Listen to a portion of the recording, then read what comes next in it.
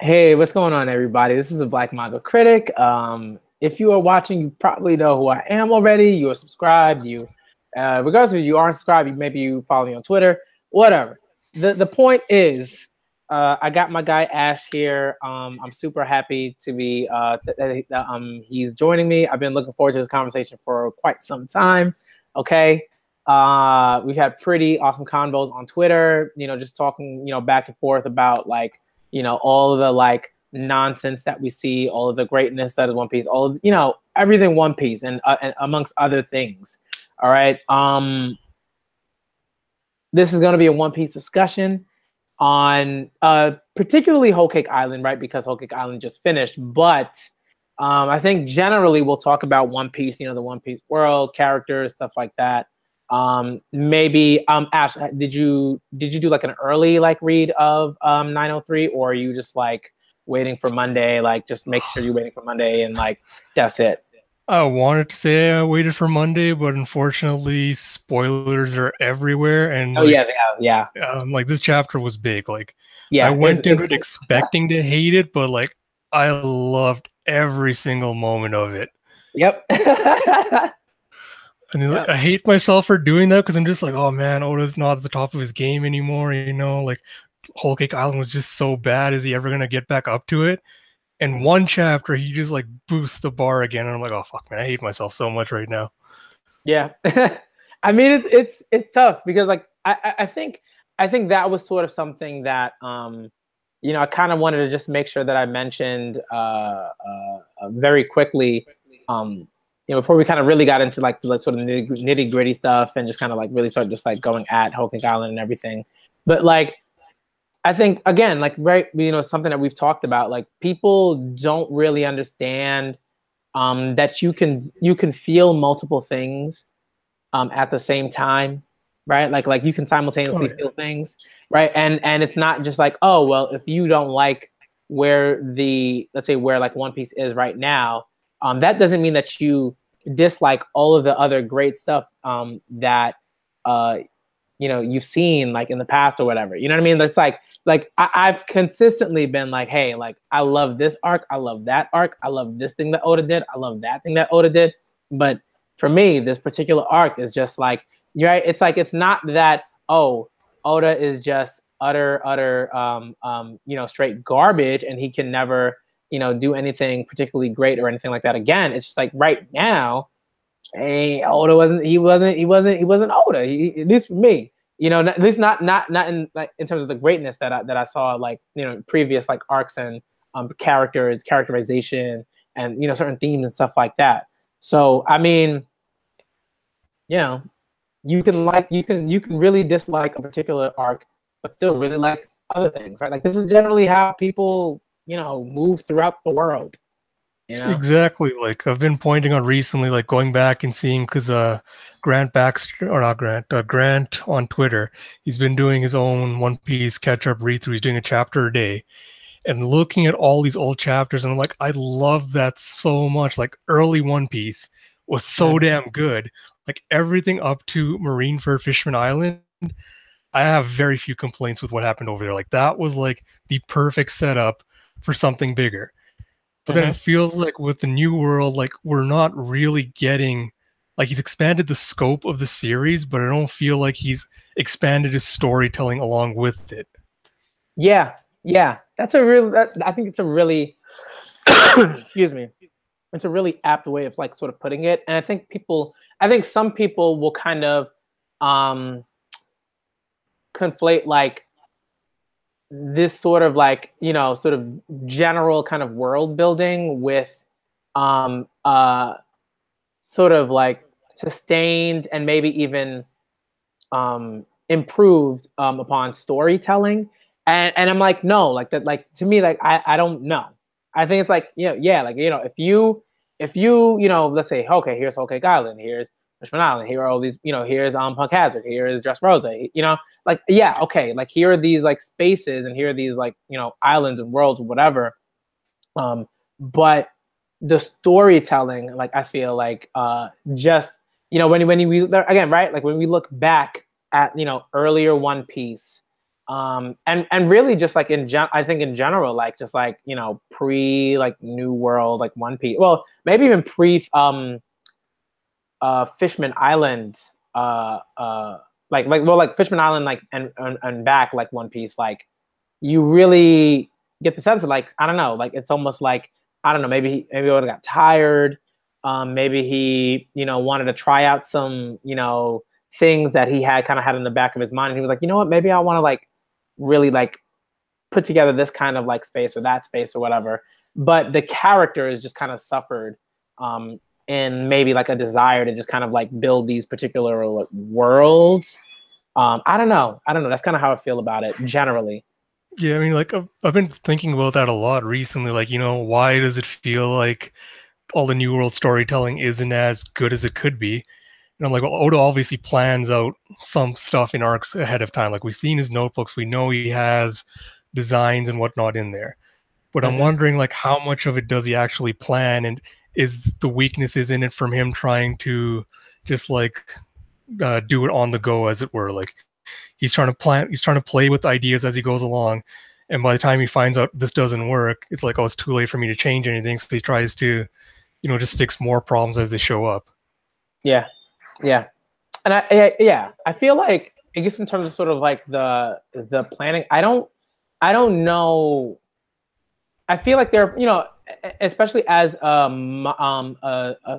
mangaka that's serialized and puts out, like a ridiculous number of chapters, in any given like time span or whatever, right? Like that takes like you kind of can't plan every single little bit of the story. You kind of have like like you have to kind of go with whatever it is that your general sort of like map has given, like allows you to sort of like throw in there, I guess, like from week to week. So I like, so in a way I understand that, yes, like of course he doesn't have nearly as much time as he should. I'm like a proponent of for like mangaka getting way more time off to work on their stories. Like that to me, like 100% agree. Like that, I'm huge for that. I'm like, yo, like if Oda wants to take like just a good month to just like work on stuff and then come back, like if One Piece was like a monthly series, I feel like there'd be some shifts in things that have happened and stuff like that. I feel I like, that's how I feel about it.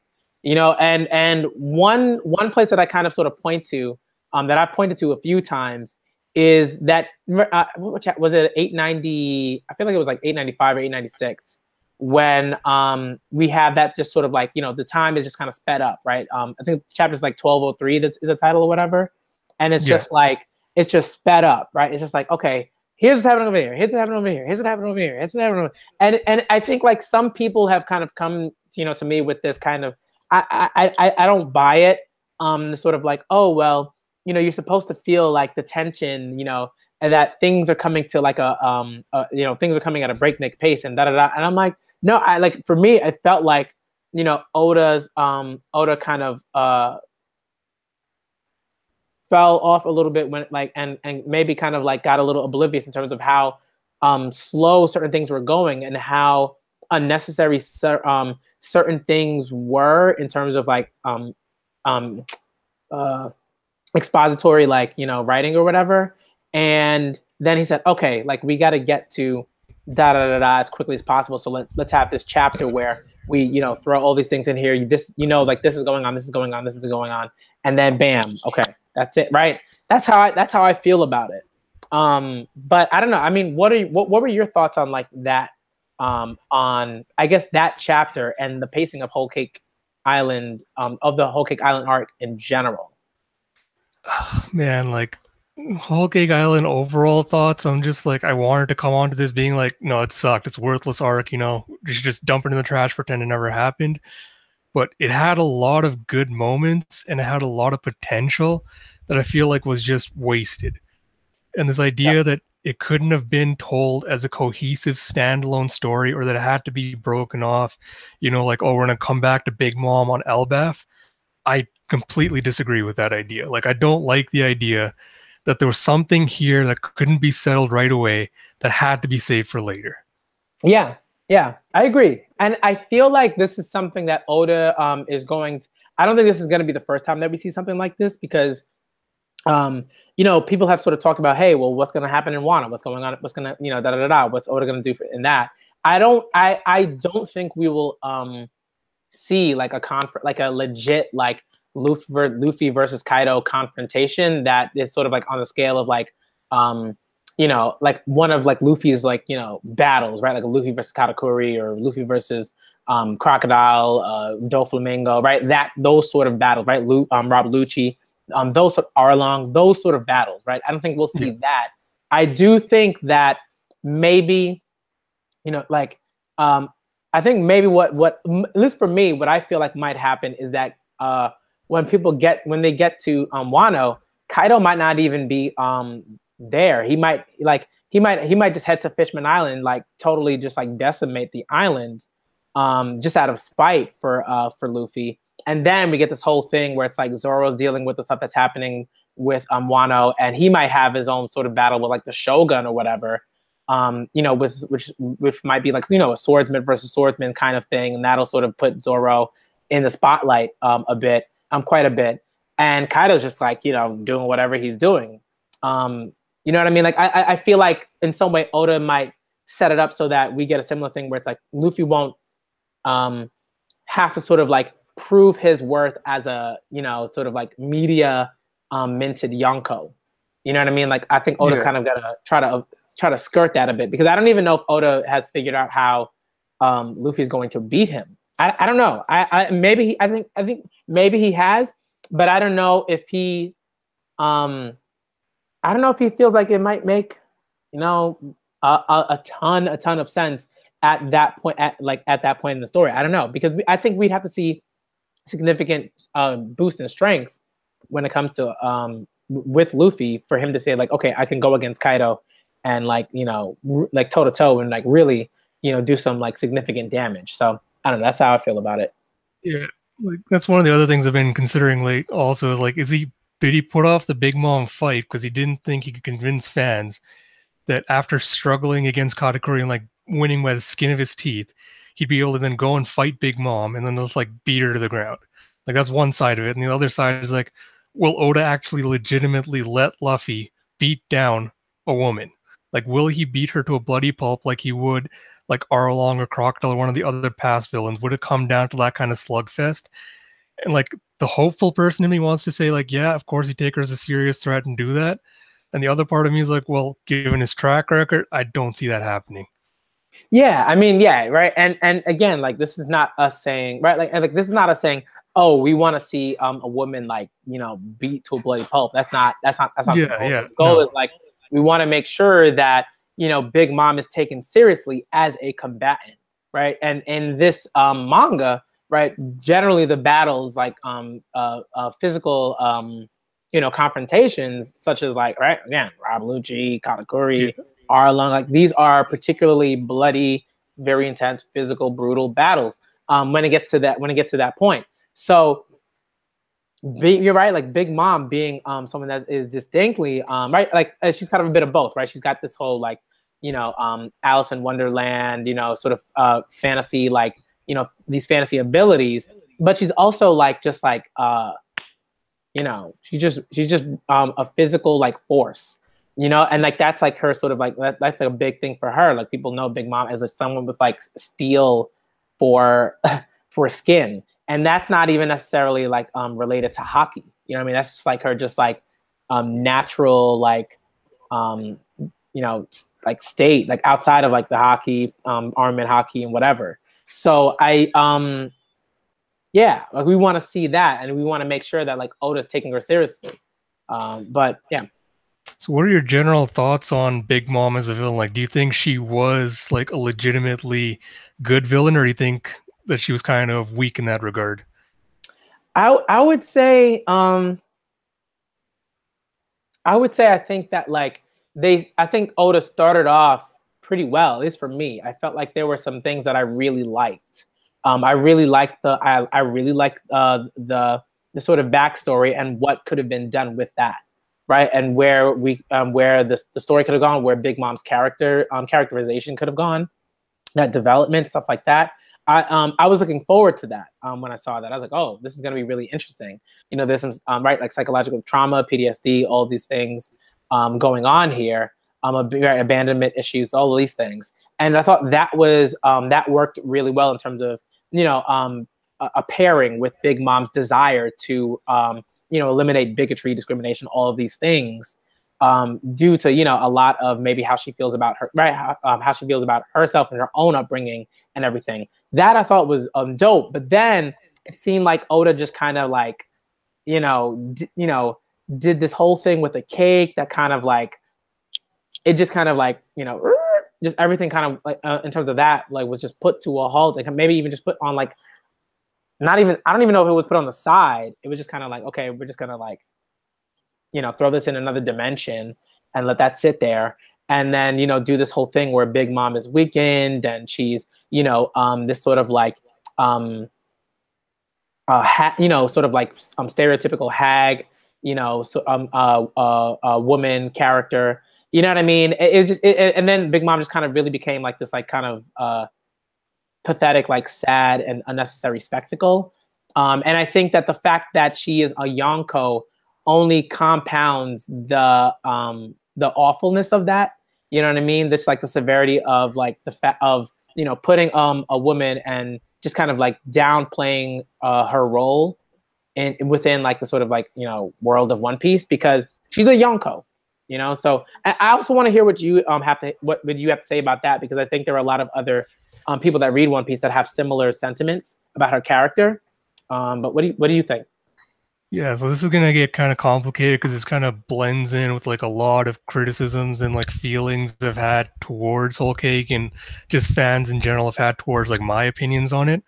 So I'll say I went into Whole Cake Island with like extremely low expectations. I started off being like, oh, you know, Oda's treatment of women, this is gonna be like a terrible arc. I just want to head to Wano. Then when we got into it, I was just like, okay, you know what? This arc could be really good. Like this could be the arc where Oda redeems all of his shitty stuff with women in the past, and this is like the arc for women in One Piece.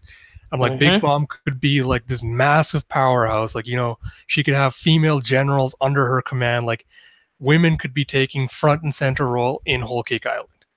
And we never really got that. Like, we went into it, and there's so much potential. Like with the pudding stuff, when she first was introduced, like everyone's like, oh, she's got to be evil, she's got to be evil.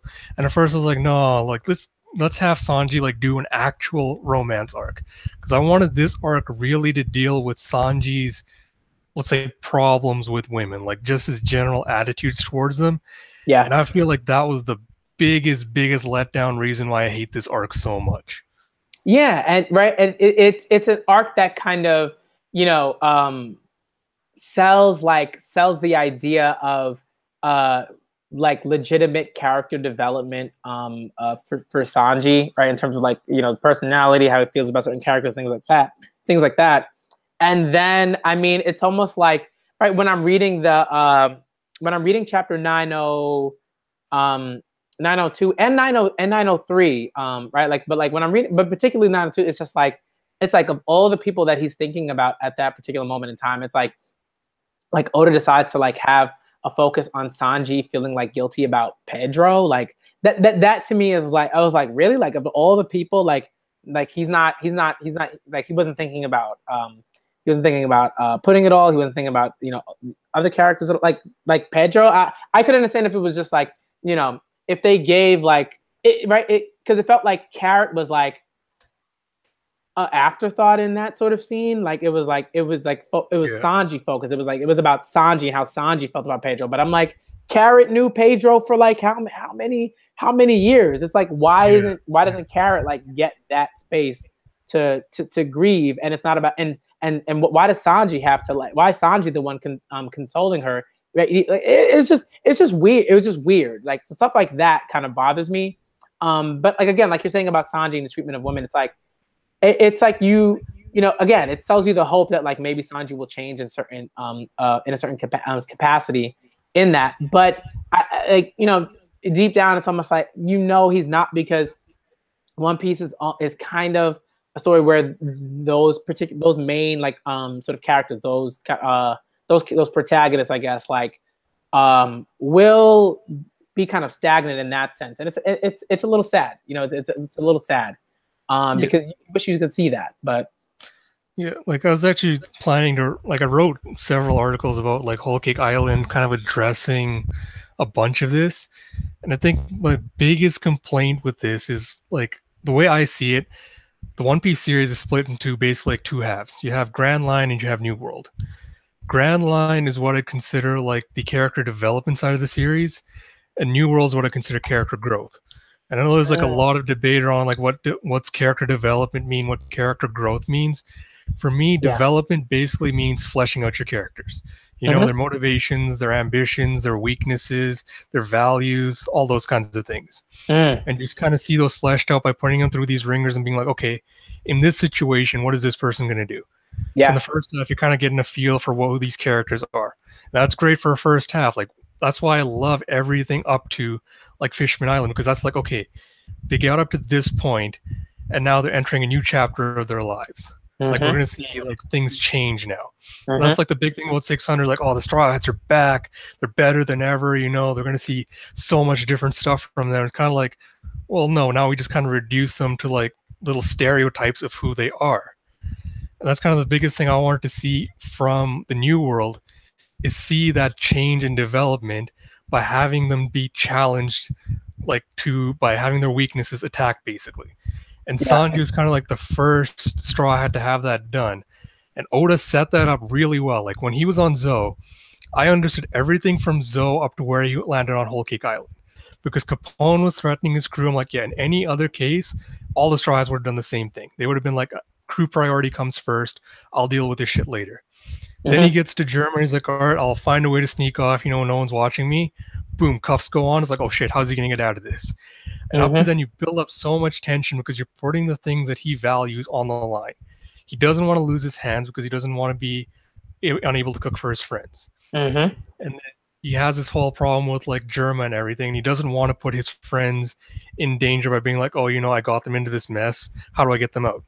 Yeah. And then like he set it up perfectly to build up to this point where it feels like Sanji's going to have to make a decision to sacrifice something that he values. And then he just walks it all back. You have Reiju going, oh yeah, the cuffs are no big deal. You can leave now. Oh, once Germa's dead, you know, Zeph's not in any danger. So toodaloo. Yeah, it's like, again, right? Like it's like it tells you like, right, Whole Cake Island and right, that sort of last bit of Zou like sells you the idea that Sanji is going to sort of undergo this like, you know, caterpillar into like butterfly, like, you know, metamorphosis or whatever, and right, like that, so like right? That so badly, and it's like, nah, that's not happen at all. Like he's basically the same. I mean, like, yes, like we understand, like, you know, we get his past about his family and da. And I think the thing that bothers me about that so much is that like it's like very cliche in a weird way. It's like and this is something that people will get on me about, again, like people have gotten like on me about like stuff with like Katakuri and his whole backstory and everything like that. And I'm like, look, the for me, when I see something like that, when I see like these, you know, the flashbacks, the whole backstory of a person's past, how that past influences an individual's actions and stuff like that. Sorry, one of my cats just like it's all right. One of my cats like legit just like, you know, fell on fell off the couch. It's funny. She's all right. But you know, it's just like there's like, right, again, it's not just like, oh, here's this backstory. Accept this, you know, and thank you very much. And then like, you know, that's it. It's like, no, like there's got to be some quality there. There's got to be like legitimate, like tangible, like effects on these particular characters moving forward. It's not just like, oh, you know, here's a conversation that Sanji's having with his family, and then afterwards, it's like, but how do those conversations really like legitimately have an effect on Sanji as a character that like that's like legitimately tangible and visible, and progressive in a sense? You know what I mean? Like for me, I'm just like, okay, like he still doesn't like really like his family. Maybe and but maybe but in some ways he might even still like it feels like he might like not like his family, but like he feels like this connection to them in a way. Even though like Otis presented like the fact that they were like horribly abusive to him and they didn't really like him at all and everything like that. And now it's like, oh my brother, you know, my older brother or my brother like left me a thing and like oh that's just my brother. That's just what he does. I'm like, it's weird. It's a weird like vibe that I'm getting from that I don't think makes sense. Yeah, You no, like know? Sanji's relationship with his family was kind of like weirdly contrasted because like I've seen fans point this out to me, be like, oh, Whole Cake Island is about what real family is versus blood family. Like you have the Charlottes who are family related by blood, and they're kind of just like willing to throw each other under the bus until the very end when we find out, no, they all actually love each other. And then Mm. you're supposed to have the Straw Hats who are like, well, they're not family by blood, but they're family, like actual family because they love each other. And you're Yep. kind of supposed to play off that contrast, except he kind of just merges the two into like a goopy little mess of something. Like I don't even know what to make of how Sanji's relationship with Germa ended and like how the Charlottes are presented at the end as being like, oh no, the children actually legitimately love each other, Mm-hmm. because that plays into like a really problematic character arc with Pudding throughout the entire arc. Oh yeah, yeah, yeah. Pudding is probably one of the like, and Pudding's another character that I look at and I think about and I think, okay, let's see what Oda is going to do with Pudding. What are going to be her motivations? How will she push forward in this arc? Things of that nature, and it's just like a complete and utter like garbage juice like pile of like nonsense and just super regressive stuff. It's just really sad because again, like there was a what was it? There was a tweet I got. I want to say, was it yesterday or maybe it was, yeah, I feel like it was yesterday. M Grace is on Twitter and she talks about the early sort of One Piece like giving her these characters these women in particular situations that allow them to be um you know very like progressive and mobile and not sort of tied down to like a romance like sort of like narrative or whatever, you know what I mean? It's like their romantic inclinations or whatever is like right like are not what define those characters, and that's like they're right like that's not what makes people come back to them. It's their actions, like their interactions with other characters, um their motivations outside of that sort of romantic like realm it's great stuff, right? Right? Yeah. Elvita, Belamed, right? Characters like Dr. Kudeha, right? Kudeha, right? Characters like that just are fantastic and phenomenal. Even right, even Boa, like I think before the whole like crush thing comes in, and Oh, because yeah. and I think that like that was like it could have been it would have been fine if it didn't just kind of like in a lot of ways like um relegate Boa to this kind of like jokey kind of character, because I think before that whole I adore Luffy, I love Luffy, sort of thing happened with that arc. She was a phenomenal character. Like she was like the leader, and her tribe like was like, yo, like there's no question, like she's our leader, she's the strongest, like you know she's no joke, she doesn't play around.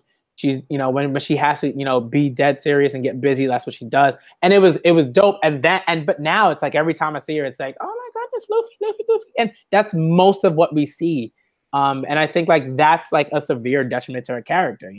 Yeah, like I feel like Boa's really underrated because of just how Oda tends to focus on that. Because you have this female leader that went like a really traumatic experience, but came out of it so powerful, and she went on to become like the strongest leader in her nation.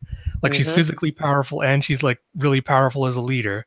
and she's allied with the world government, like the very people that basically screwed her over in the first place, to ensure that her people are kept safe, right? But you know she's still kind of like vulnerable because she's still dealing with the trauma of what happened.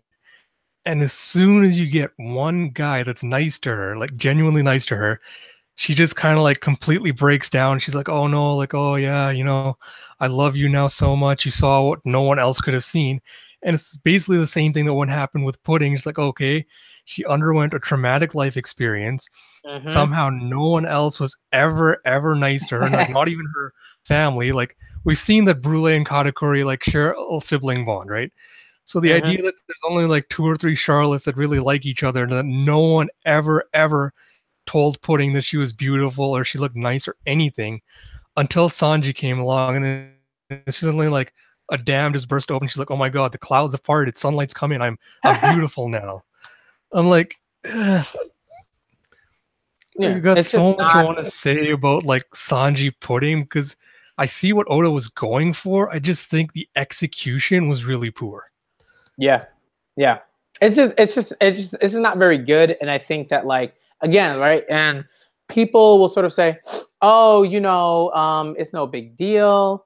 Pudding still has her, you know, maybe she'll, later on she'll activate the ability to read the Poneglyphs, whatever, all these stuff. And I'm like, yeah, but like characters should not be solely defined by one particular like ability that they have or something like that, right? Otherwise they become just like tools. You know, they're straight up tools, you know, and not really characters in that sense. They're more like commodities, you know, and in some ways, like that's something that I think, you know, Oda like very quickly tries to comment on in that interaction with Big Mom and Pudding, and the way that Big Mom sees Pudding.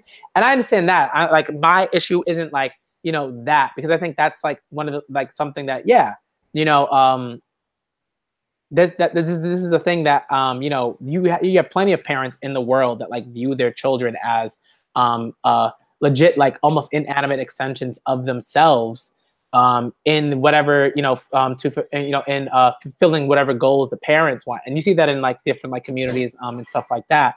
But I mean, the stuff with Pudding and like the whole, you know, I'm just gonna cry for Sanji, I'm not gonna do much, I'm gonna think about my sister Lola, who legit like, you know, and Lola's one of my favorite characters, and like Lola's just like, I'm out of here. You know what I mean? It's like, I'm not marrying dude over there. Like I'm done. Like I'm dipping. You know, and like and the fact that like Pudding is just like, I'm just gonna cry. You know, I'm just gonna cry because Sanji's gone and I didn't decide to go with him, and I didn't, you know, it's just there's a lot of stuff that I think like could have been done. And I think there was a reason why people were like, hey, Pudding for Nakama, because then, you know, Pudding would have made the decision to say, hey, like I want to join this crew.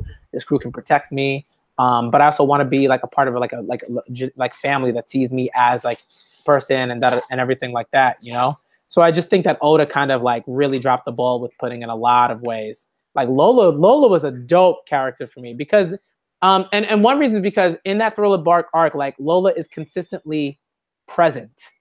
You know what I mean? Even though it's very clear that Lola is not nearly at the sort of strength level of like a Sanji or a Zoro or a Luffy or even like a Brook or Chopper or whatever. Like she's still capable and she's still very smart and she's still like able to help them implement plans to like defeat certain enemies and stuff like that. You know, so for me it's like, that's dope. And then Whole Cake Island sort of gives us more about who Lola is and why she's so like, you know, and why she is the character that she is and why she's able to make certain decisions and why she's the captain of her own crew and everything like that. You know, so for me, Lola's a great character. Pudding is just like, ugh. But what else do you want to say about that? You touched a lot of great points on that I've actually wanted to talk about. Like first, like I came to this realization recently, and I can't believe it took me so long to realize this. But the whole fairy tale like theme of Whole Cake Island plays in perfectly with, you have Big Mom, who's the evil queen, who's basically imprisoned Princess Pudding, you know, in her little tower of Whole Cake Island, and Sanji's the beautiful prince that rides in and, you know, defeats the evil queen and saves her. And like, Mm-hmm. we're supposed to believe that, you know, oh, he didn't, the way he saved her was that he taught her to accept herself. And that's something I have a very hard time buying as an argument from fans. Because I Yeah. wrote like extensively about the pudding eye scene. Like the moment where Sanji lifts off the veil and he exclaims, "Oh, what a beautiful eye." And like that's just like that's the tipping point for pudding. She's like, "Oh, you know, I'm ugly, I'm a monster, no one will ever love me." But this Mm-hmm. one guy says that to her and she's suddenly like, "Oh, she's breaks down." And I consistently point out, I don't care what you think the characters think of pudding. Like, okay, yeah, they're stupid people. Okay, they can pick on someone for the slightest of flaws. Pudding is a beautiful woman by One Piece standards. She is gorgeous. No Mm-hmm. matter what, how many eyes she had, how many arms, whatever. When Sanji saw that, his reaction wasn't going to be anything but positive. Like the Yeah. entire series, his reaction to women basically has been proven by that. If you Yep. looked at Lola, no reaction. He looks like no one like Nami, Robin, Vivi, Pudding. He's gonna react like, "Oh my god, they're so beautiful." So telling me Mm-hmm. that he's gonna suddenly somehow find a third eye, like, "Oh no, what's that? That's disgusting." Like, I don't buy that. Yeah. And it's and right and like this our friend Gabby, right? Like Yeah. you know, just like really laid it out in this wonderful thread on Twitter, which is and this sort of like the effects of presenting and particularly right like someone like Sanji and just like a dude like the uh as the person who allows a woman to feel like they look good or that they're beautiful or whatever, and that not coming from their own sort of like self-worth and their own I guess like journeys through figuring out finding that self-worth, you know what I mean? It's just Yeah. like it's not like, oh, you know, this is the one time that it's ever happened like in literature or even like manga. You know what I mean? So when people are kind of like, oh, it's not a big deal, da da da. I'm like, tell that to Gabby, tell that to like all these other women, you know, that I've consistently talked to that are friends of mine, who have said like, hey, like, you know, this is like this is the problematic trope. This is a problematic like presentation of you know not only just like standards of beauty, right, you know, but like men being the sort of you know vanguards for like what is beautiful, you know. And right, and again like you said, like you make like an awesome point, like the fact that like you know did I don't think any like if you expected like Sanji to be like, whoa, what's going on with that third eye, like that's ridiculous. Like that doesn't make any like to me that makes no zero sense because we've seen Sanji consistently interact with women of other races and stuff like that, and he's been straight up Sanji. Like he's just been a dude. So like ha ha ha. You know, look at this. You know, beautiful woman. Da da da. So it's a lot of like nonsense that I think Oda is trying to present, and it's just a lot of regressive like stuff. Yeah, and that's the other problem I have with like arguing with some fans on Twitter. It's like they don't see why it's regressive. Like they'll keep pointing out to me saying, "Oh, you know, Sanji's so kind, and you know, he relates to Pudding, or he saw something in her that he somehow knew that her third eye was like the thing she was self-conscious about." And they keep bringing it back to this idea that Sanji does not value himself, or he has very low self-esteem. And Mm-hmm. again, I'm like, I don't see that throughout the series. Because if he had low self esteem, he'd be constantly doing things like, you know, questioning his worth or having low self confidence or doing things like that, right? And they keep pointing out, well, he sacrifices himself all the time for the Straw Hats. And I'm like, but would any of the others not do the same thing in his place? It's not Yeah. something exclusively to Sanji. Like, he's not the only one that will go out of his way to protect his crewmates whenever he can. So how come suddenly when this whole Cake Island, like, I get why they're saying it, like with this backstory of, oh, you know, I was horribly abused and my father made me feel worthless. And I understand how that translates to why he loves Zeph so much, because Zeph was the first person that literally showed him, no, your life is worth living. Like he gave him all his food when they're stranded on that island, knocked his leg off and ate it to show Sanji that no, you're not going to die, because he saw something in him and he's like, you know what? I see something in you that reminds me of myself, so I'm going to save you for that reason. But then people also catapult that into saying, well, it's because of that. That's why Sanji won't hit him, and he loves Zeph so much. He's listening to him. I'm like, but yeah, but Sanji is his own person, and Zeph didn't save him to be like, okay, you're now going to become a mini clone of me.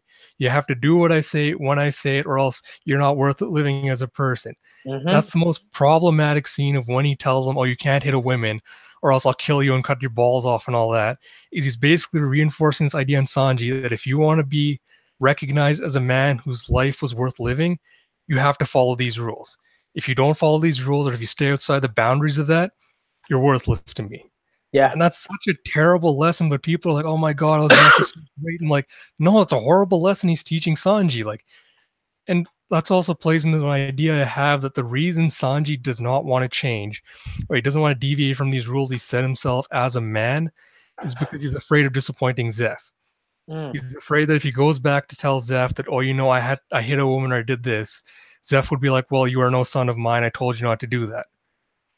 And like, that would have been such a great conflict to explore in Whole Cake Island. Yeah. Is you have a female villain, possibly you could have had two of them. You could have Pudding be a legitimate female villain and be like, all right, Sanji's confronted with a decision that goes against everything he stands for. What would he do? Yeah.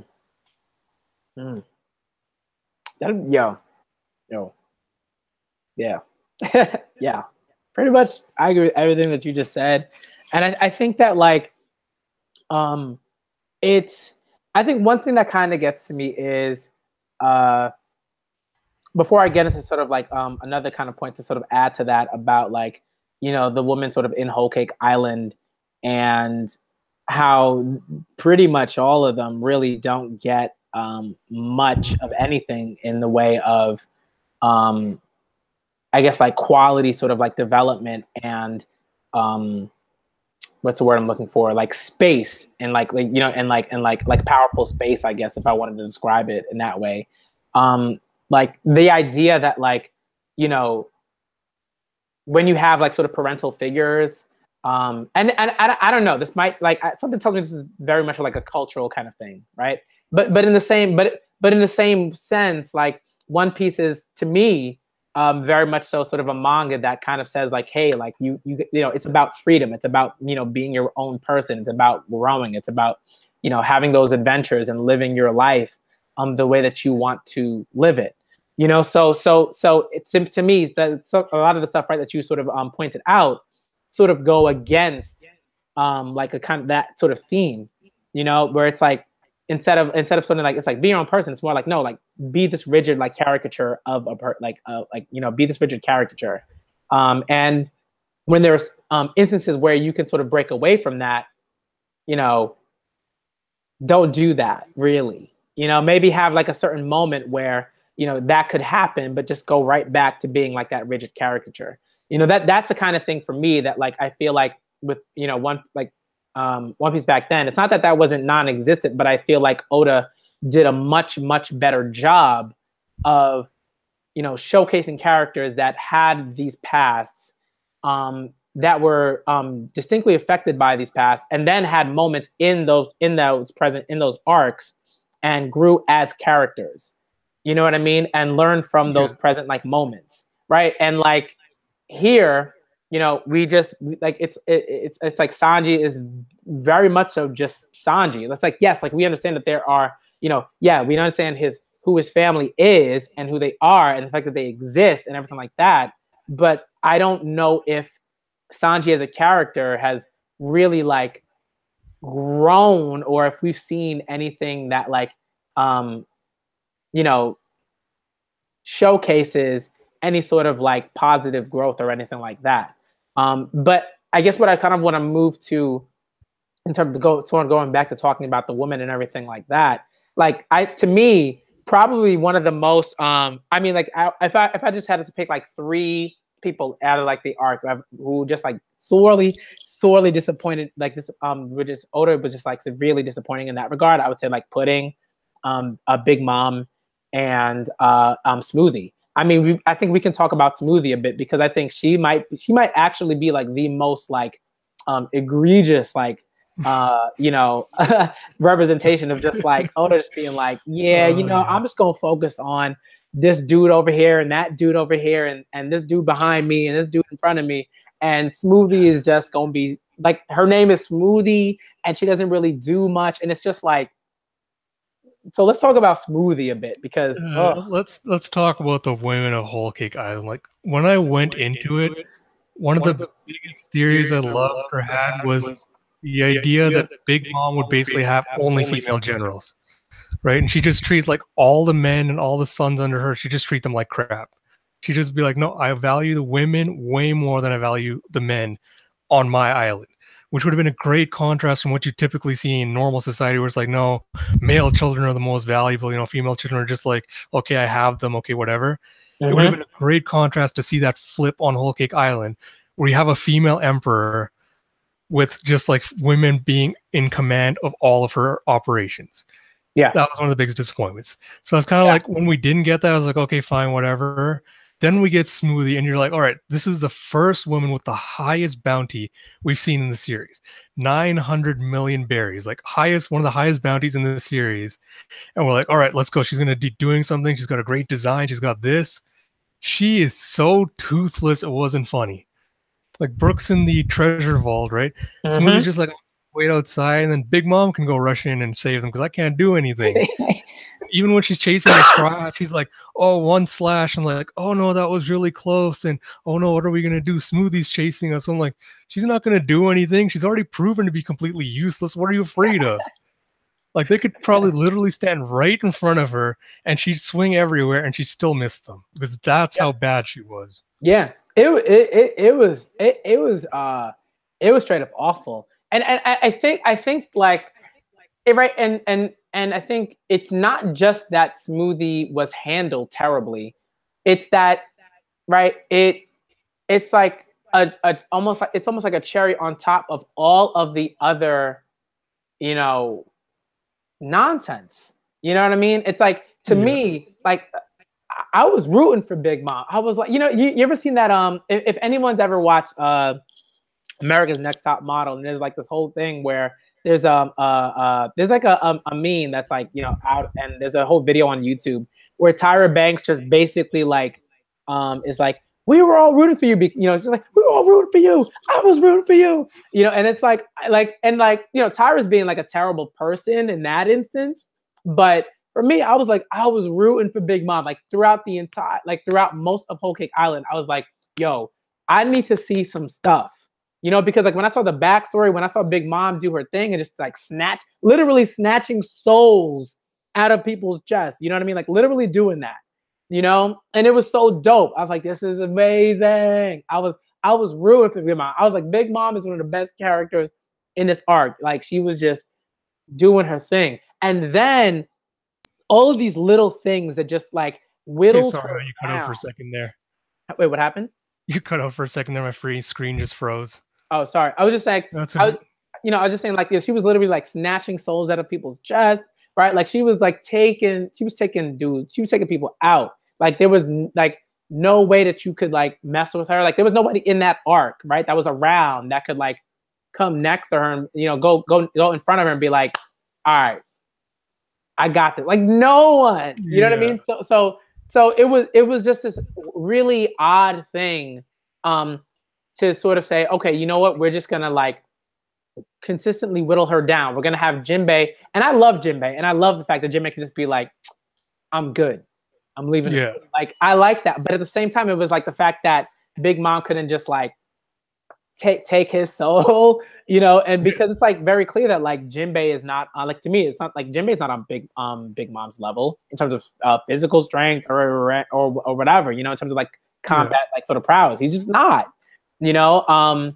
So it's just little things like that kind of bother me. The whole thing where, you know, she's starving, now she's getting thinner and she's weaker and everything like that, and she's chasing this crew, but she can't catch them, you know, in her own territory. I was like, there is just so much stuff going on here that is just absolutely ridiculous.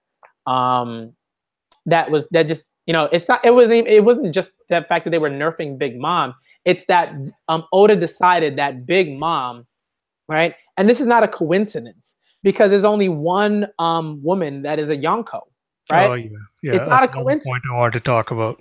right? It's not a coincidence that Oda decided, right? And this is Oda that's deciding this. This is not, you know, right? Maybe his editors, whatever, but it doesn't matter because it's like everyone came to a consensus that, like, yeah, you know what, Big Mom should be He's the got the sacrificial ultimate lamb. creative control, so it's really rests on him.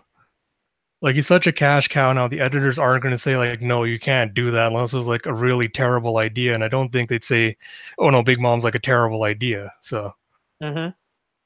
You know, it's like Big Mom is fantastic, and like they decided, you know what, we're gonna put Big Mom here. We're gonna have Big Mom be the sort of sacrificial lamb for the Yonko because I guarantee you, like when Luffy has to go up against other Yonko, right? When he has to go up against Blackbeard, when he has to go up against Kaido, when he has to go up against well, if he goes up against Shanks, because some people, I think a lot of people have the idea that he won't have to because Shanks might die before that. But either way, it's like the fact that Big Mom is the first to be sort of like put up, and she's a woman, and she's treated like generally, you know, terribly in this arc. It just says a lot. Like to me, it says a lot, you know, about how Oda decided to treat the woman in this arc, right? And in an arc that, like as you said earlier, should have been extremely woman centric in a positive way, right? yeah, exactly. I mean, I think that's the other thing with Big Mom is like people defend her as a villain by saying, "Oh, you know, the Straw has just barely got out of her territory," or they're always just like they're just won by luck and like the skin of their teeth and their skills. But the question I'd ask to them is, okay, what would happen if Big Mom had actually won? Like, say she caught up to the Straw Hats and she like captured them. What would the legitimate consequence be? Because Oda's not going to let that happen, and you can't just argue it out by saying, "Well, that's the point of the series is they're supposed to get away." Well, Mm-hmm. if there's no drawback to them having something happen to them if you get caught, then there's no tension and there's no consequences because you know it's never going to happen. Yeah. So saying, "Oh yeah, Big Mom's like slashing them, she's burning it," like the Sunny's going to get repaired. So any damage that's done to the Sunny at this point is pretty superficial. Like Mm-hmm. I'm not saying I don't feel the same way about the Sunny I did about the Going Merry. Yeah. And I don't think Oda could really get us back to that level again. We're going to cry for the Sunny if something happens. Because he said it in this series that this is Frankie's dream ship. It's not going to get destroyed. It's not going to get ruined. Even if it's just the keel that survives, he'll rebuild it. And this will be the ship that takes him to the end. So Yep. anything that happens to it is negligible. Like you can just ignore what happens to that. And for anyone that argues that, oh, the consequence in this was Pedro's dead, Pedro's not dead. I'm willing to bet money that Pedro's going to come back in Wano, probably surprise along with Jinbei, and be like, "Oh, surprise! We're here to save you guys." And they're like, "Oh my God, Pedro, we thought you were dead." No, he really Yeah. And wasn't.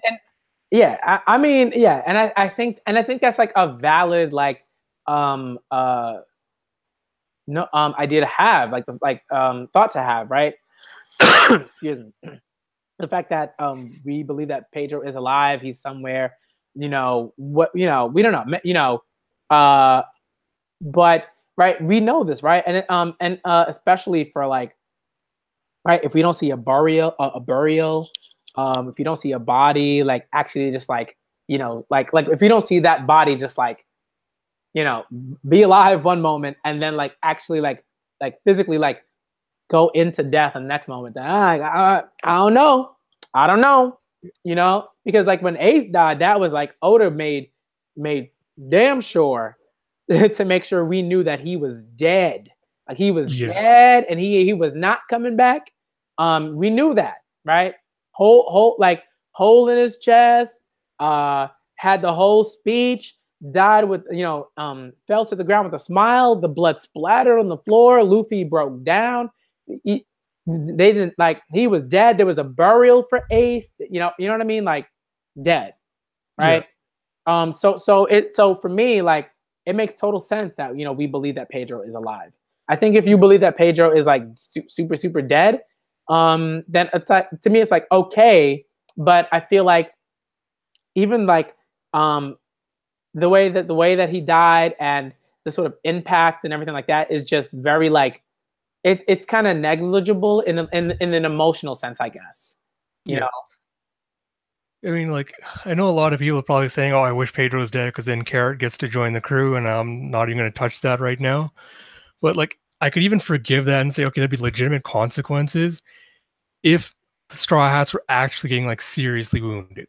Like people would be Mm-hmm. like, "Oh, look at them, they're all roughed up in this." I'm like, no, compare this to like Arlong Park, Sabaudi, Impel Down. Like those were arcs that had consequences. Like I Yep. love Sabaudi to basically Marineford because Yeah. that was the arc when Luffy really tested the limits of what he could do and how much damage he could take.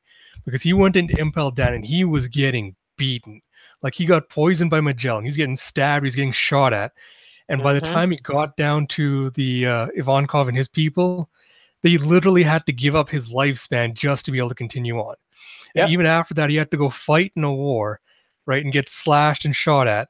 And after all that, he failed. He failed miserably at his goal, which was to save Ace.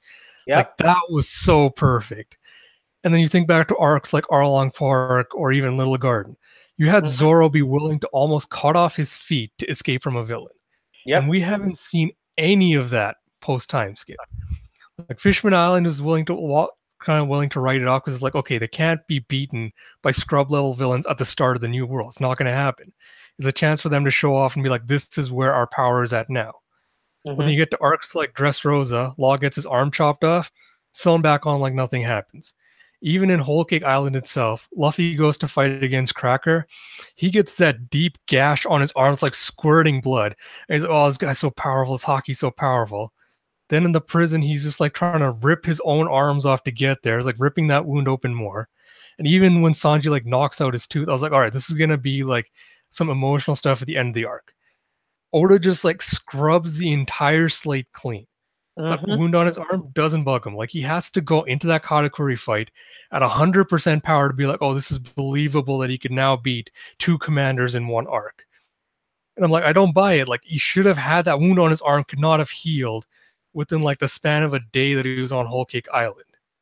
And the Yep. gag with the tooth being regrown with the milk, it was funny, but wrote off all the emotional impact the Luffy Sanji fight had.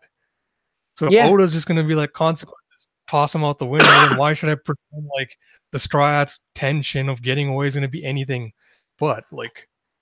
Yeah, and that's the thing. I think like Oda just did he right like again we talk about sort of the difference and especially the emotional component, right? And which I understand is deeply subjective.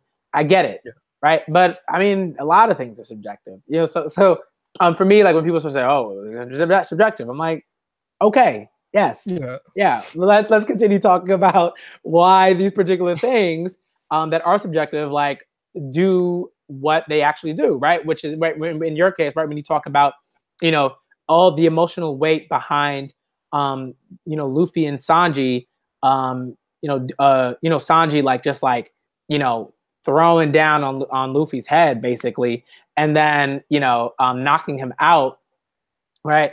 And knocking his teeth out, and not knocking his tooth out, right? And like that like Luffy looking like that, like there's like a significance to that, right? There's like it means something. It's extremely symbolic. So when Oda's just like, yeah, like again, like it is funny, but it's like funny, but at what cost, right? It's Exactly. kind of what you're saying, right? At Exactly. what cost, like, does that humor, do you sort of, implement that humor in that moment, right? Because I think before that, like Luffy is just like, he's just been run ragged. He's exhausted. And then the whole thing with the milk happens, and you're just like, okay, like this is kind of funny, but now it seems like everything that happened before that is just like, whatever. Yeah. Luffy and Sanji are chilling, they're having a good time. But when it came to right, but when it came to right, the whole thing that Oda did with Luffy and Usopp, I thought that was like brilliantly done. I thought that was Oh my god! fantastic. Like one of I the had no issue with best that. moments in this series. Like hands down, one of the best moments in the series.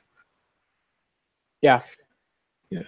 You know, So just like fantastic, a phenomenal moment, a phenomenal moment because it continues from Water 7 into Eni's lobby, and even just like in the end of that, right? Like even into like the whole thing where it goes from Water 7 into the sort of like, you know, right, Garp's entrance and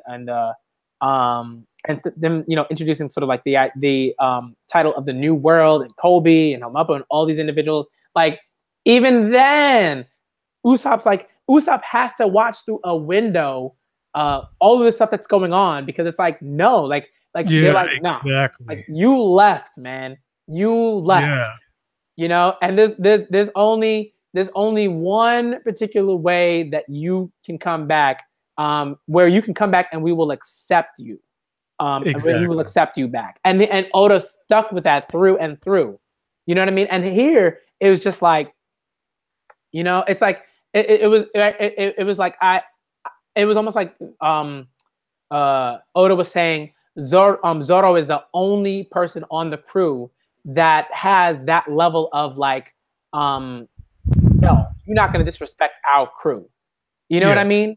Like that bothers me because it's like I think all of them have an extreme like attachment and are extremely devoted to the Straw Hat crew, to their family. So for yeah, me, when Sanji does that, and like I think right again, Oda tries to sort of make sure that like we even see Nami like visibly like shaken by what's yeah. happening. But then after that, like not, you know, it's just like, you know, it's just like a joke, right? Where you see like, yes, like there's humor with the whole panel, literally like, you know, cutting into like Oh yeah, stabbing yeah, into Sanji. That's funny, but it's also like again, like what we're saying is at what cost? yeah. Because I think the difference between like, or at least what I assume fans see between Usopp leaving the crew and Sanji leaving the crew, is Usopp made the decision himself. Like, there's no outside factor. Like, no one was pressuring him to be like, "Oh, you have to leave the crew now because of this." It's a choice he made, and so people are like, "Oh, you know, it's his choice," etc., etc. With Mm-hmm. Sanji, feels like they're going, "Well, he didn't really have a choice. He had to go to Germa to protect his crew, and after that, he didn't want to leave because he didn't want to lose his hands." I'm like, but they're acting like Sanji didn't have a choice at any of those moments, and he always had a choice. Mm-hmm. Like when he was in Germa, his choice could have been to trust the crew and say, yeah, you know, this is my situation. You know, I don't know what to do now. I don't want to lose this. Can you guys help me out? Yeah. Instead, he thought he did what he thought was best, just being like, oh, no, I'm just going to drive them away because they're better off without me or whatever. And that's why I think fans were like, oh, you know, that's where the self esteem comes in. But no, it wasn't him being like, no, it's not because I'm not worth being part of the crew. It's because he didn't want to sacrifice anything to go Mm-hmm. back to them. Like, Mm-hmm. so let's say his hands did get blown off by the cuffs. Like, he made a decision at a point that he had to save his crew and his hands got blown off. Frankie could have just given him like new robotic hands and he could Yeah. still be a cook. Yeah. There's Like, so it's not many gonna like take options. away the essence of what he is. You And know, it's just like that's there's another a lot of ridiculous stuff. Go ahead. yeah. That's the other argument I see with fans regards to Sanji. They're just like, oh, if he hits a woman, he wouldn't be the Sanji that we know and love. And I'm like, is that really like what defines Sanji? Is his inability to hit women? It's like it's not his like his generosity, it's not his kindness, like the thing that we've been basically told over and over in this arc is like his defining trait, or it's not his desire to have people, you know, value food as much as he does. No, it's his hitting women. If he hits a woman, he's not worth anything anymore. Like if there's one thing that Sanji could do that if he went against it, I would actually legitimately say this is not the same character, is if he refused to cook for someone. Because that's Oh a yeah. core value he's actually experienced in his life and he'll hold on to because he knows what it feels like to not have food. Mm, mm. Yeah, I agree. Like I think like there are certain things that um real like yeah, like that you kind of have to keep intact, not only just for like, you know, for us to like just recognize the character really, but to believe that like they have some level of right, like some ability to like commit to that their value systems, you know what I mean? Exactly. Yeah, so like that like that would be something like, I think if that happened it'd be like um you know, it's like Yeah. it's like I'd be like, okay, like like Oda would have to like introduce uh uh they have to be some like absurd situation, you know, some absurd scenario where you know, Sanji just couldn't would like if Sanji made the choice to cook for this particular individual or whatever, if they were like starving or whatever, um, that would be like warranted. But I'm like, I'd have to like sit for a bit and like, you know, take out like a pen and paper and be like, okay, so Sanji is in da da da da territory. You know, he's talking to da da da person. This person has committed crimes A, B, C, D, E, F, G, H, I. You know what I mean? Like Yeah, it has to be some exactly. really, really specific stuff. Yeah. See, like this all plays into like I'm gonna go into like a little aside of like what I would have liked to see in Whole Cake Island is like this is an arc about food, like in people's obsession with food. Like at least a sub part of this arc is. And for Sanji the cook, that would have been like such a great focus for this arc, is just explore why he loves food so much. And that was Mm-hmm. like biggest disappointment for me in this arc is Sora's role in Sanji's upbringing was just kind of shafted. She was just like she was crumpled up and thrown into the fridge. And I've seen people Yep. defend it by being like, "Oh no, Sanji loves cooking because again, this one time his mother said his crap cooking was really nice, and that's what made him love cooking so much." And I'm like, yeah, okay, that's a fine story and whatever. All right, if you like that, that's fine, whatever. But you could Mm-hmm. have had this story where it's like, no, Sanji's mother was a cook, right?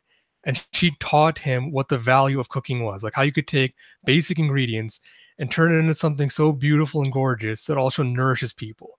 And you could have had an entire sub arc of that being like, oh, you know, Sanji's mother taught him how to cook. And Judge hated that because he was like, no, you know, only commoners cook for royalty. We don't cook. And you could have Yeah. tied in this whole thing. There was, I know fans wanted this thing of being like, oh, Sanji doesn't hit women because it ties into something his father did. Like his father was abusive towards women, and that's why he took on this vow that, you know, I'll never hurt a woman. And Mm-hmm. you could have explored this idea of being like, oh, his mother was a great cook and everything, and he saw her constantly being beat on by Judge, and that's why he took this vow not to ever hit women because he never wants to be like the man the Judge is, right? And you could have and then even with the cake, you could have explored that idea of being like, rather than just him saying like, oh, you know, I'm such a great master chef that has like limitless talent, I can literally sniff something and tell you what the ingredient is. You could have Mm-hmm. seen him like do what he did with the aligot at the beginning, where it's like, oh, you know, Yeah. potatoes contain this and this. You could have Yeah. been like, Yeah. oh, Yeah. this ingredient going into the cake has this property, you know, it's going to make it taste like this. If he had done that, I would have loved it so much more. Yeah. Same. And I was looking forward to that too because, like, I mean, one thing I love, like, I love baking. This is something that I don't know how many people know that. I don't know how many people know that, but like, I love baking. Like, baking I'm is with one you of the things. there. Like, you know what I mean? It's just, Yeah. it's like it's weird because it's at once like a stress reliever, but kind of not because you're like it's such a Yeah, precision kind of exactly. thing, you know, in a Yeah. lot of ways. But it's also like yo, like like it's great like when you come up with like your own kind of like recipe that like when you make those like cookies or that like or those cupcakes or whatever that like that's how I wanted it to taste and like that's what I want people like to taste and to love and everything like that. And like I wanted to see more of that. You know, like the whole thing with like making the cake, I actually enjoyed that. Like not everything because I don't think everything was like particularly um necessary, but like it's why I kind of love like the parts where they were actually describing the ingredients and stuff. Yeah. That's also why like I really enjoy like reading Sokugeki no Soma, like Food Wars, because like when it gets into that stuff, it's like, That's when it's the best, right? you know? Like I love cooking and I love food, and like lately I've just been obsessed with like watching those kinds of shows.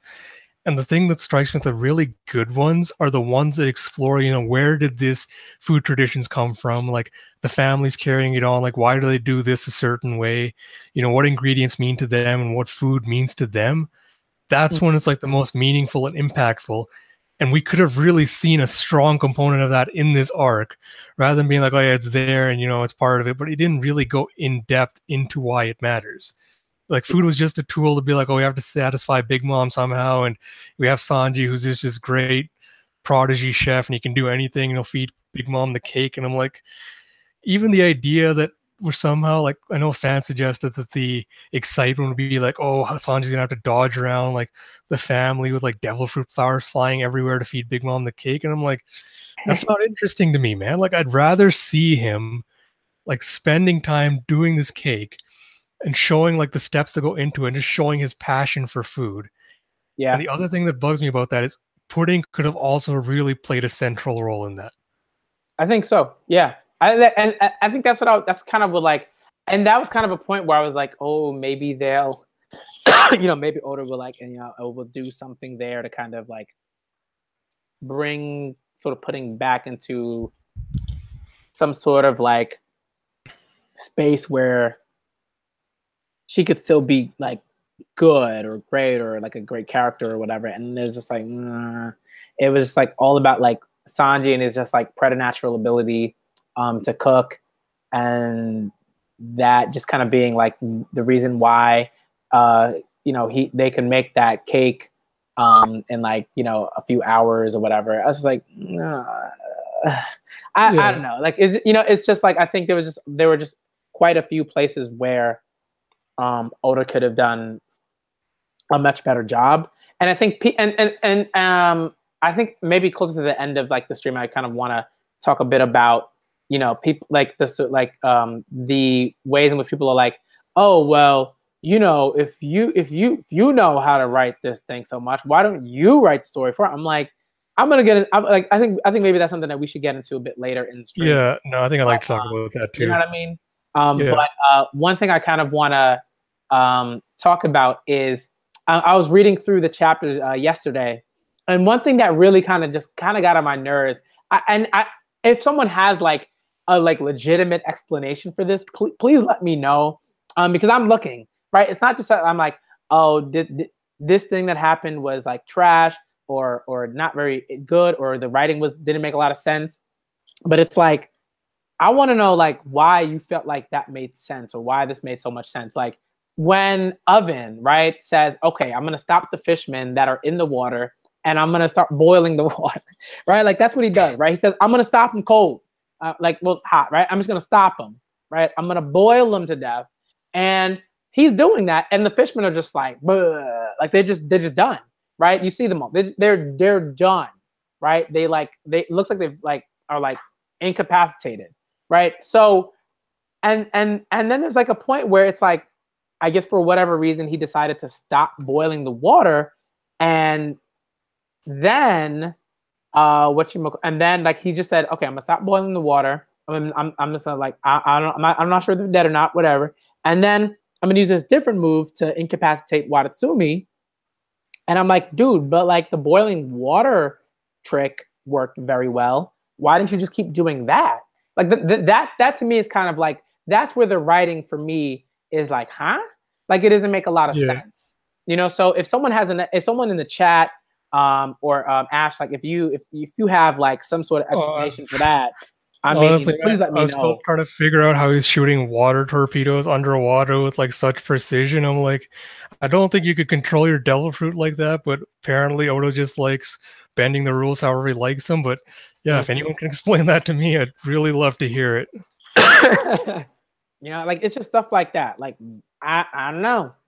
I don't know. Give me one sec. If anything, could you talk for a little bit maybe about some maybe like you could take like some questions for people in the chat. Could you take some questions from Ash very quickly? I'm gonna be right back. Just give me like a minute.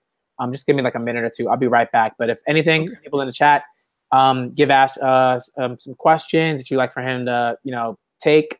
Also, please find Ash on Twitter at if Ash, if you want to put your Twitter in the chat, please do. That way they can find you on Twitter. Look up your stuff, look up your editorial stuff and everything like that. Please do that. But I'm gonna be right back, y'all, okay?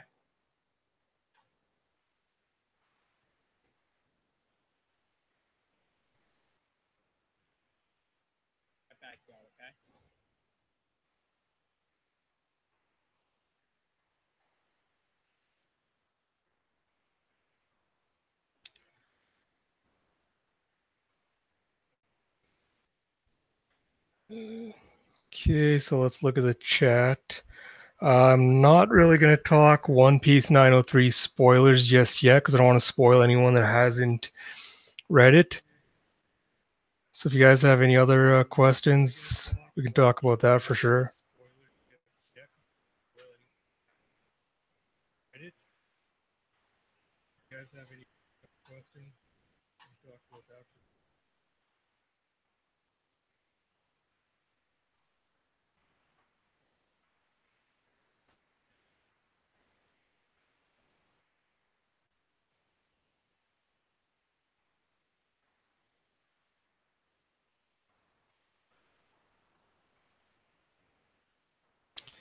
So, see one about whether Oda knows how to write strong female characters or not. And it's kind of a tricky one because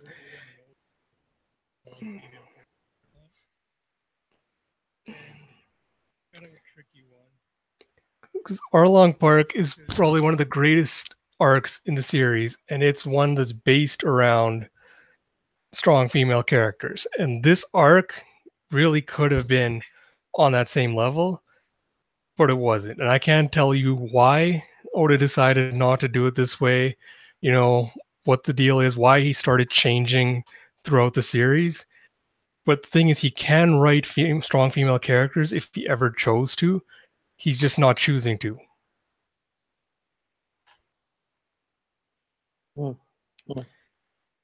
Because, like, I honestly would say that Pudding is probably one of the worst female characters in the series. Yet she had the potential to have one of the better storylines. But the problem was her entire storyline is just based on her relationship to Sanji and her obsession with how she looks. And we never actually saw a moment where he teaches her to accept herself for who she is. Because I know Sam Leach, one of the writers for the One Piece podcast, Lucky Chainsaw on Twitter, his idea was that at some point Pudding would leave Whole Cake Island, like Lola did, on a journey of basically self-discovery. And that would have been great. Like, it would have been a really great, what the hell's going on? Great moment for her to have. Instead, we get, again, like what you said earlier about like these jokey moments where she turns the idea that Pudding somehow wants to kill Sanji into a joke. And at the end, he's just like, oh yeah, it was all just a big act that she was putting on because she was insecure about herself and this. And I'm like, it's something that Oda's constantly done before as well, where he's reinforced the idea that somehow women can't be evil. Or that at least the women that Sanji's faced with can't be evil because they have like this pure heart. It's happened before with Viola, and it's happened again with Pudding. Like in Dressrosa, he basically has a moment where he says, no, you're a good-hearted person and you're being forced to do this against your will. And Viola's like, you're right, Sanji, you saw the real me. Oh, yes, thank you. Yeah. There's a lot of like there's like a lot of like nonsensical moments where Yeah, like okay. I could go on and on like about how much that happened. In some ways, in One Piece in general, but particularly like the New World, it's like everything is sort of ramped up. In that vein. Yeah. Do we want to talk about? I don't know how many people have read 903. I'm not sure. I don't know how many people have read 903, but what we like do we want to talk about 903? Or are there other things that you'd like to discuss? I've got a few other things we could probably discuss. I just want to kind of avoid 903 spoilers in case there's anyone that's listening to it later that hasn't read it yet. So I just kind of want to stay away from there. Gotcha. If you want to talk about, let's talk about Sanji a bit more. Like, this is another thing argument I keep hearing pop up over and over again, is the idea, like, is Sanji shallow? And if his inability to hit women isn't actually hurting the crew, or if it's like a principle that he has, and it's like, back in Water 7, people argue that, well, the reason he doesn't need to hit women is because the crew's there to do stuff for him. That's why they're there. They do what the others can't do. Like, do you buy that as an argument? I think the thing for me is like, right, kind of what we've been discussing is generally when we talk about, right, you shouldn't hit women, and at least for me, like it comes from a place of, well, I don't think you should really hit anyone if it's not if it's not warranted. And there are many instances where that is like warranted, you know what I mean, where you should like Yeah. hit another person for whatever reason. So right, like there are a few instances, right, like sports, and certain types of sports, right, and then you know uh fights for like survival, you know what I Yeah. mean. That's about it, and like it's not about putting women on this like pedestal, nor Yeah. do women necessarily want to be put on pedestals, right? Like it's not about that. It's more like people, you should not hit other people. Like you should not um like if it's not warranted, or if it's not in like in whatever space or instance or whatever, like that's not something that you should be doing to people, period. Right. Yeah.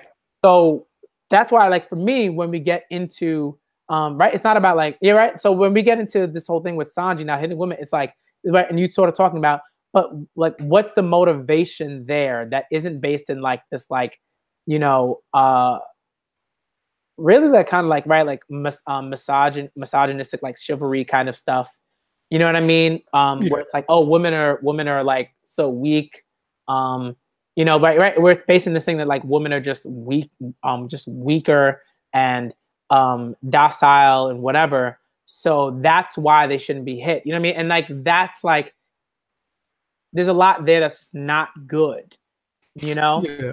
So for me, it's like in One Piece, it's like, okay, like I need to know what Sanji's motivations are. I'm not necessarily like, oh, Sanji should go around hitting women, but it's like you're saying, like in certain situations where he has a combatant that is a woman that's like, yo, like we're going to fight now. Like if Sanji can figure out a way to be like, okay, we don't have to fight to like resolve this, and then okay. But if it's like, yo, like if you're in a battle and like for survival, or like if there's a woman that is like legit like trying to kill like a member of your crew, like dude, like you have to like physically, you might have to physically do something to like stop that woman from killing or harming a person in your crew, and so that's why like the motivation is important, right? Like you're saying, the motivation is very important. Why is it that you can't, like, why is it that you don't want to do that? But right, if the motivation is kind of like silly, and kind of like, and like in comparison to like, the moment at hand, or the instance at hand, right? Then Sanji looks kind of ridiculous, you Yeah. know. I mean, like the argument I've heard like constantly throughout this arc is the idea that he's doing it for the love of Zeph, which again comes down to this idea I've said before that he's afraid of disappointing Zeph and being like, I'm not a man that was worth saving back then. But then there's also this idea that when people are saying, oh, he does it for the love of Zeph, it's like, well, does that mean that anything Zeph tells Sanji is infallible? Like, you cannot question, because Sanji's like, no, Zeph loves me. He would never teach me anything that's controversial or wrong. It's like, Mm-hmm. no, it's like Zeph is not like, because that's another theme I wanted to talk about with Whole Cake Island is like, there's all these characters that hero worship other people. Like, you have that contrast with Big Mom, who hero worships Mother Carmel, because she was the first person that Big Mom believes like understood her, air quotes here, understood her. And Mm-hmm. she's like, oh, Big Mom could never have been wrong about what I'm doing, and I can't be wrong because Big Mom, Mother Carmel loved me. And so how can anything she told me have been wrong? And we're getting the same thing with Zeph and Sanji, where it's like he's taken something that we've previously thought of being as really noble, being like, oh, real men don't hit women. It's a noble thing to do. And if you're a gentleman, that's what you do. And Sanji's like, that's why I can't do this thing. Yeah. But then again, it's just like, but like just because Zeph tells you that you can't do something doesn't mean like when I say like Sanji shouldn't hit women, I'm not saying he should just go around like beating up every woman he sees and be like, oh, you're all evil. Oh, let me kick you down and do all that. And I'm not saying that the core problem is inability to hit women. It's just his general treatment of them as people. Because he really treats them like delicate objects. He's like, oh, they have to be protected and saved and they have to be treated nicely. And at the same time, he's just like, oh, but I'll peep on them whenever I want. I'll do this and that with them. And it's just like, well, that's two different contrasts. You can't tell me that Sanji respects women when he refuses to actually see them as people. Yeah, exactly. Right. It's like, it's not about like, right. Like, so, like kind of what we're talking about. It's like, what, right. Like, especially like, I guess when we talk about chivalry, right. It's not like, we're not saying don't be polite to women. What we're saying is what implications does that chivalry have? Right. Like, what is that rooted in? Right. So when you have a lot of, so when you have a lot of people who are like, oh, I'm just being chivalrous, but like, what is your chivalry rooted in? Right. What else? Like, how do you view women? That's where that comes from. Right. Chivalry doesn't just come out of nowhere. It's like that comes from like it comes from a place. It comes from like a point of view, right? It comes from like, how do you view women as people? Do you view women as people? Exactly. Like, or do you view women as constructs? That's an important thing. That's an important thing to know. So that's why when we talk about Sanji, and we talk about his sort of the whole thing with the chivalry and everything like that. It's like, we're not going to say stuck at, oh, Sanji's just being polite. It's like, no, like what is Sanji's chivalry rooted in? What are his motivations for that? For the way that he for his decision to not hit women. Like where is that coming from? That's not to say we're saying he should hit women. We're saying that because in this fictional world, there are clearly like people who were like, yo, like I'm a fighter, like what's going on? Like I'm a fighter, like yo, like that like like if anything it'd be insulting. Like if it was like if in a battle, if you told a woman like who was a warrior or whatever, and you were like, sorry, I don't hit women. That's just how I roll. I'm like, that's an insulting thing because that woman is like, yo, like I've like requested like, I like this is what we're doing. Like we're going to fight. Like I'm not like, you know what I mean? You know what I mean? Yeah, exactly. Yeah. Actually, let's follow up a minute, man. I'll be right back. Okay. Yep. But okay. So all right. So this is the thing where we can talk about Luffy and the development and everything like that. All right. I think one of the reasons why for me, I feel like it's not that Luffy hasn't developed, but I think that like I feel like this is something that Oda actually said at some point where it's like where he's legitimately said like he kind of wants like maybe like Luffy to stay a certain way. You know what I mean? And that's not to say, I don't think that Oda means that he doesn't want him to develop at all or anything like that. But I think for me, like, there are things that Luffy's done, but I don't think that those things show that Luffy's developed as a character. I think those things have just shown that, like, Luffy's kind of always had, like, this capacity to say, hey, like, this is my crew. I care about my Nakama. I don't want my Nakama to die. So I'm going to make sure that I take on these enemies that are clearly out of like my Nakama's league. You know what I mean? And this is not like, right. So when he fights Katakuri, this is like not something super surprising or anything like that. It's like, yo, Luffy's always said, I got to take on this dude. I got to take on this person, this dude, right? Because they've always been dudes that like they fought really. Besides Big Mom, I guess. Like I got to think about it, but really, like generally. And the Santa and the sisters, right? The Bow sisters, right? Like those the Snake sisters, right? But that's a different sort of like situation. That's just like he's like, I gotta fight him, otherwise I'm gonna get stomped out, So Luffy's always done that. Like he's always said, oh, I gotta protect my crew. Ash, you back? Yep. Yeah, we're just talking about like, do we feel like Luffy's sort of like character development has that been like significant or like substantial in like if you think about the entirety of One Piece and certain things that people point towards to say that, oh, this is how Luffy's developed as a character. I think that like for me, there have been instances to show that in fact Luffy really has not really developed in particular ways outside of like he might have progressed in terms of strength, right? In terms of like combat ability and observing particular things and that stuff, right? But that's stuff that Luffy's always been able to do. Luffy's always been able to be like intuitive in terms of people's feelings. He's always said, "I'm going to take on this particular enemy because I know that they're out of my crew's league." This is stuff that he's always done. So it's not really character development. It's just like Luffy being Luffy, right? Which is not that's not the same thing.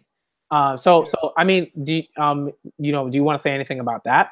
Yeah, I mean, this is actually something I wanted to actually bring up, like, as a broader question, because, like, this comes back again to the idea of, like, development versus in the Grand Line versus growth in the New World.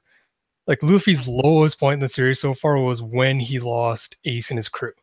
Like, that was the first time we actually ever saw him doubt his strength, when he saw him lose his confidence and be like, am I really worthy of the man that will become Pirate King? And then Jinbei had to be there to remind him, like, where is all that self-confidence gone? Like, what happened? Like, you still have your crew and everything, so what exactly changed? Yep. I think the problem with that lesson is, like, shonen manga in general just has this idea, especially in One Piece, if you want to prove that your idea is better than someone else's, you overpower them physically. That's like your way of showing them that, hey, my idea is in the right and I'm the righteous person. Exactly. I've seen people like debate this over and over, like, oh, the Straw Hats are selfish. Oh, they're like this and that. I'm like, they are not really. The Straw Hats don't operate in a morally gray area. They're pretty black and white in terms of what they will and won't do. And we've repeatedly seen that, like, all the kingdoms they go to. It's always a kingdom that's been oppressed. They'll always meet someone there that's being oppressed they'll be friendly with. And then people argue, well, that's where the selfish part comes in. Luffy's not beating Crocodile to help his friend or, beating Doflamingo to do that. He's doing it because he doesn't like the way they operate. And I'm like, sure, that's part of it, but he's also doing it because they're oppressing his friends, right? Like, he's not going into, like, an island, say, like Drum, and beating up Dalton and being like, give us all your treasure, which is what a real pirate would do. I think that's the point of this series, is to show that, what exactly are pirates? And you have the bad pirates who are like, go loot and pillage, and they're what you stereotypically think of as pirates. Yeah. And you have the ones like Luffy, who I think the meaning behind their reason for becoming pirates is they're like, pirates, I want to be a pirate because it grants me the freedom to do whatever I want. Pirates don't answer to any kingdoms. They don't have any island to call home. They do what they want, when they want. They go wherever they want. And really, that's like a broader theme I want to talk about with, like, regards to him becoming the Pirate King, but, like, focusing on his thing to change.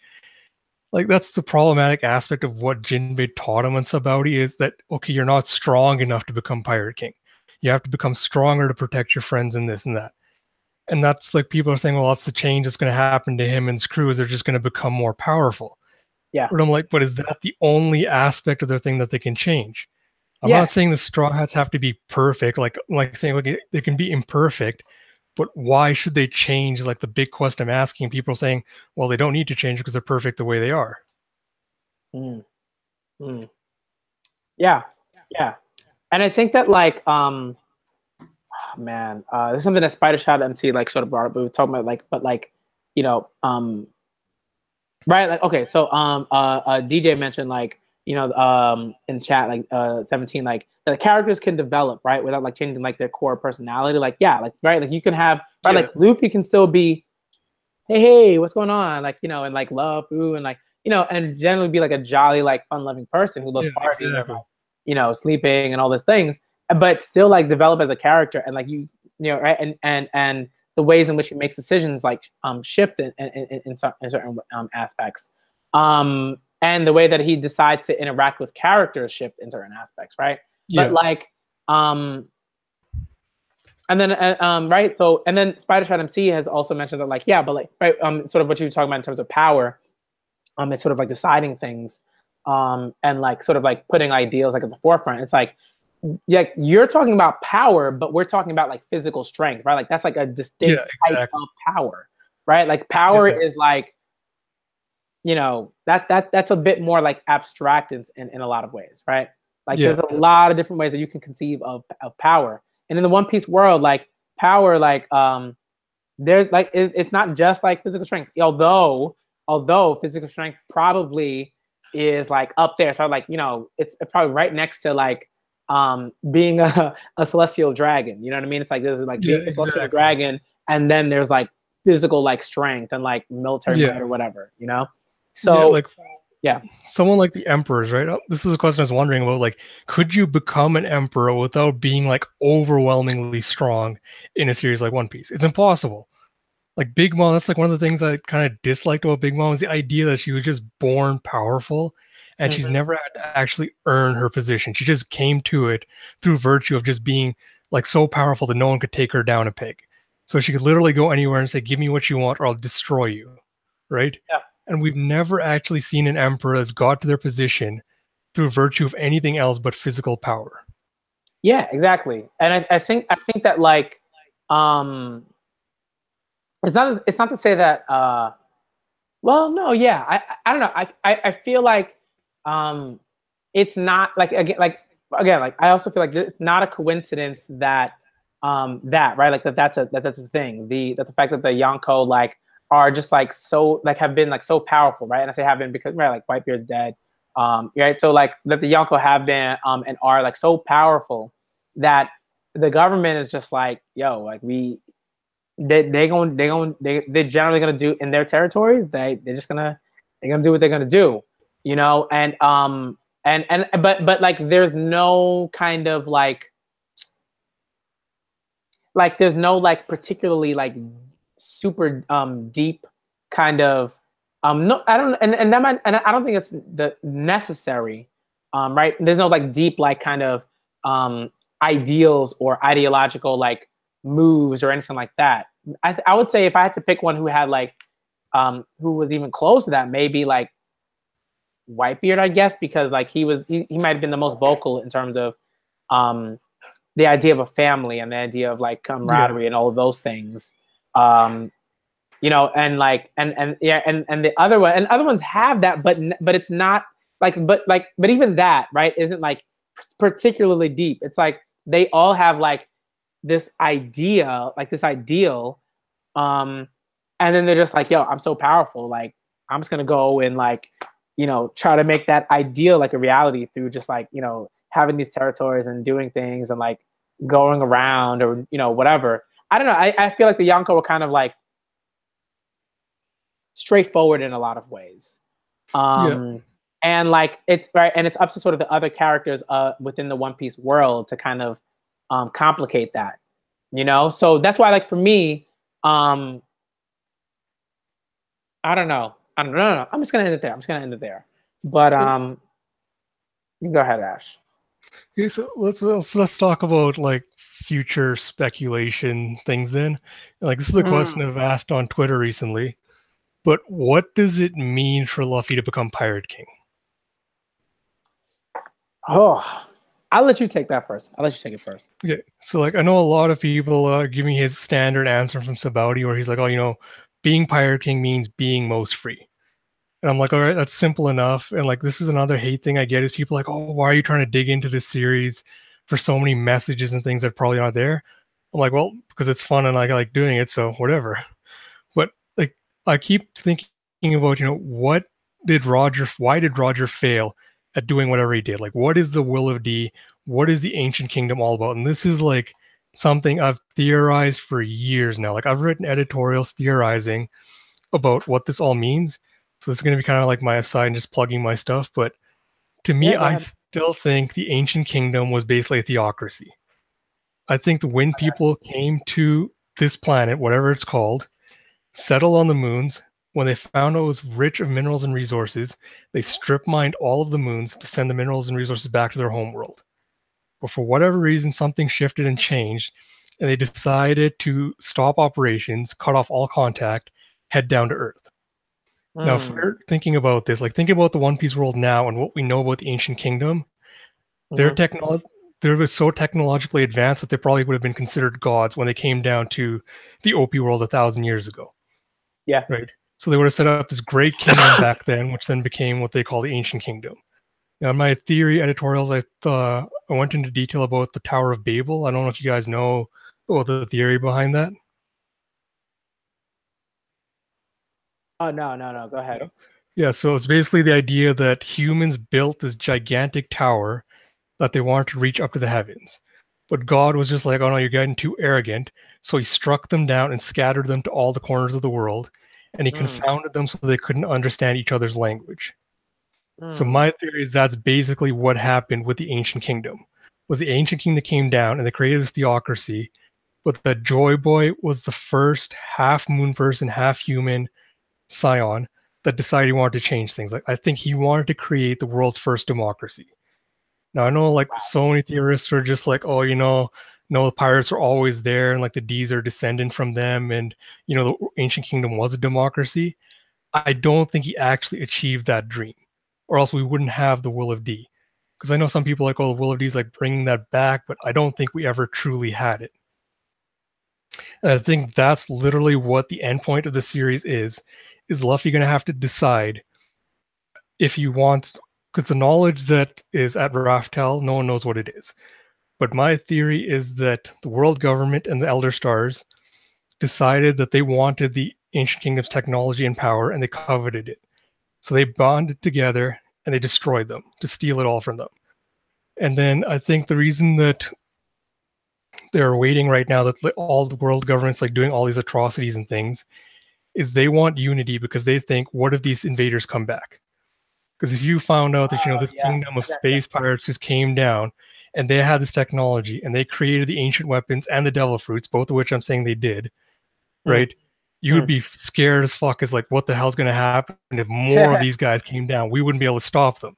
So I think their idea is we have to have unity at all costs, right? Yeah. If that means oppressing a few people, that's what it takes. And so at the end point, I think world government's going to try to tell Luffy, you cannot tell people that we just committed a mass genocide 800 years ago, because we have to stay together. And if you do that, it's going to cause civil war. And that's what it comes down to me for, is like Luffy right now, like everyone's saying, oh, the Straw Hats are selfish because they're chasing their own dreams and ambitions. Luffy wants to be Pirate King because he wants to be the most free. Sanji wants to find the East Blue because he wants to cook all his fish, etc., etc. But if we see the shift from them thinking of, I want to achieve this dream just for myself, to I want to be help people achieve their own dreams, I think that's the kind of shift we have to see towards the end. So Luffy becoming Pirate King would kind of cement the old system, because all these things of him doing like, oh, I'm claiming territory in this, it just kind of reinforces the old system where everyone has to rely on him to save them. Like think about what happened with Whitebeard after Marineford, right? Every single territory under his rule got taken out by new pirates coming in. Luffy's strong now, but eventually he's going to reach that same level. Or there's going to be some ambitious pirates like Capone, like X-Drake, or all those new rookie pirates that will go to his territory to try to challenge him. So how can you protect people like that, right? If he's just like, oh, this is my territory. Unless he gives them the ability to make their own freedom. I know it's like a big popular theory is that the Grand Line at the end of the series is going to be destroyed. And I think that will happen. Yeah, I agree. I feel like, because I feel like the Grand Line is like just like that idea, right? Is like that this separation of exactly of the ocean. Like it's just contradictory to what Oda is pushing, that in that theme of freedom. Right? Exactly. So if we get to the end of One Piece and we still have like these divides, and we don't and these like particular passageways to and from certain places. It's not to say that it would be like utter failure or anything like that, but I do think that like I do think that like it would be a great way to sort of like leave One Piece like sort of like leave or end One Piece or whatever with just like, hey, a big part of like freedom is sort of like the elimination of like large scale like borders, you know what I mean? Exactly. Like right, like because it's like, and like right, because when we talk about borders, we're not talking about, oh, you can't have your own house, everybody should be able to just walk into your house, da da da da. No, right? But but like but like, you know, just like a lot of like books and like talking about theory and stuff like that, like that idea is like you know, he's usually talking about it in like a geopolitical sense. Yeah. So that like fits right in with like One Piece and what I think Oda's trying to do um with talking like with geopolitics, because like One Piece is very much Exactly. like a geopolitical like manga. That's what it is. Yeah. Like that to me is like the strongest aspect of One Piece. Yeah. It's geopolitics. Yeah, I mean, like even years and years ago, he made that comment about how his like one wish is for like world peace, right? And I'm like, this is how it plays perfectly into that. The idea that you have all these nations divided in like these four sections and like cut off from each other, being able to finally be free enough to go travel where they want without anything being able to stop them from like interacting and like bonding with all these different people. Like all the Mhm. races were like literally coming together.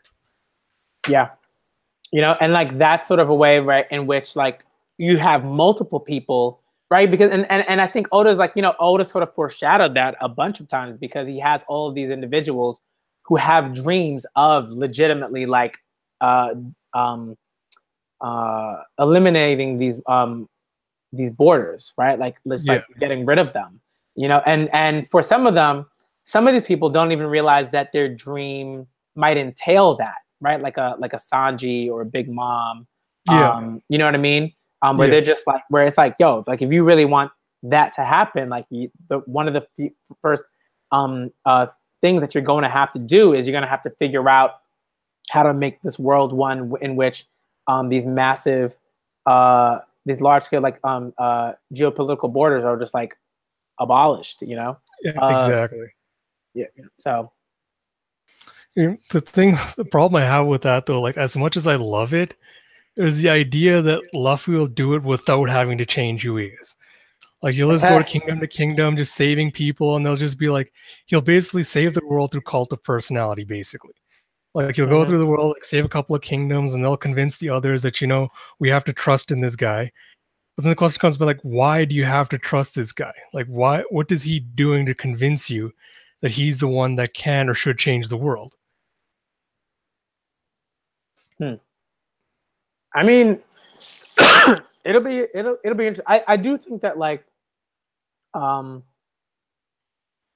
maybe that's something that I don't know, you know, and I generally don't like kind of say that, but like this might, it might be something that Otis kind of like saving for like when we get closer to the end, like the actual end of like One Piece, where Luffy will like genuinely have to kind of uh make a decision that like distinctly goes against like uh something. I don't know, you know. Yeah, But I think that'll people, happen closer to like like the end of One Piece than like anytime yeah, soon, I guess.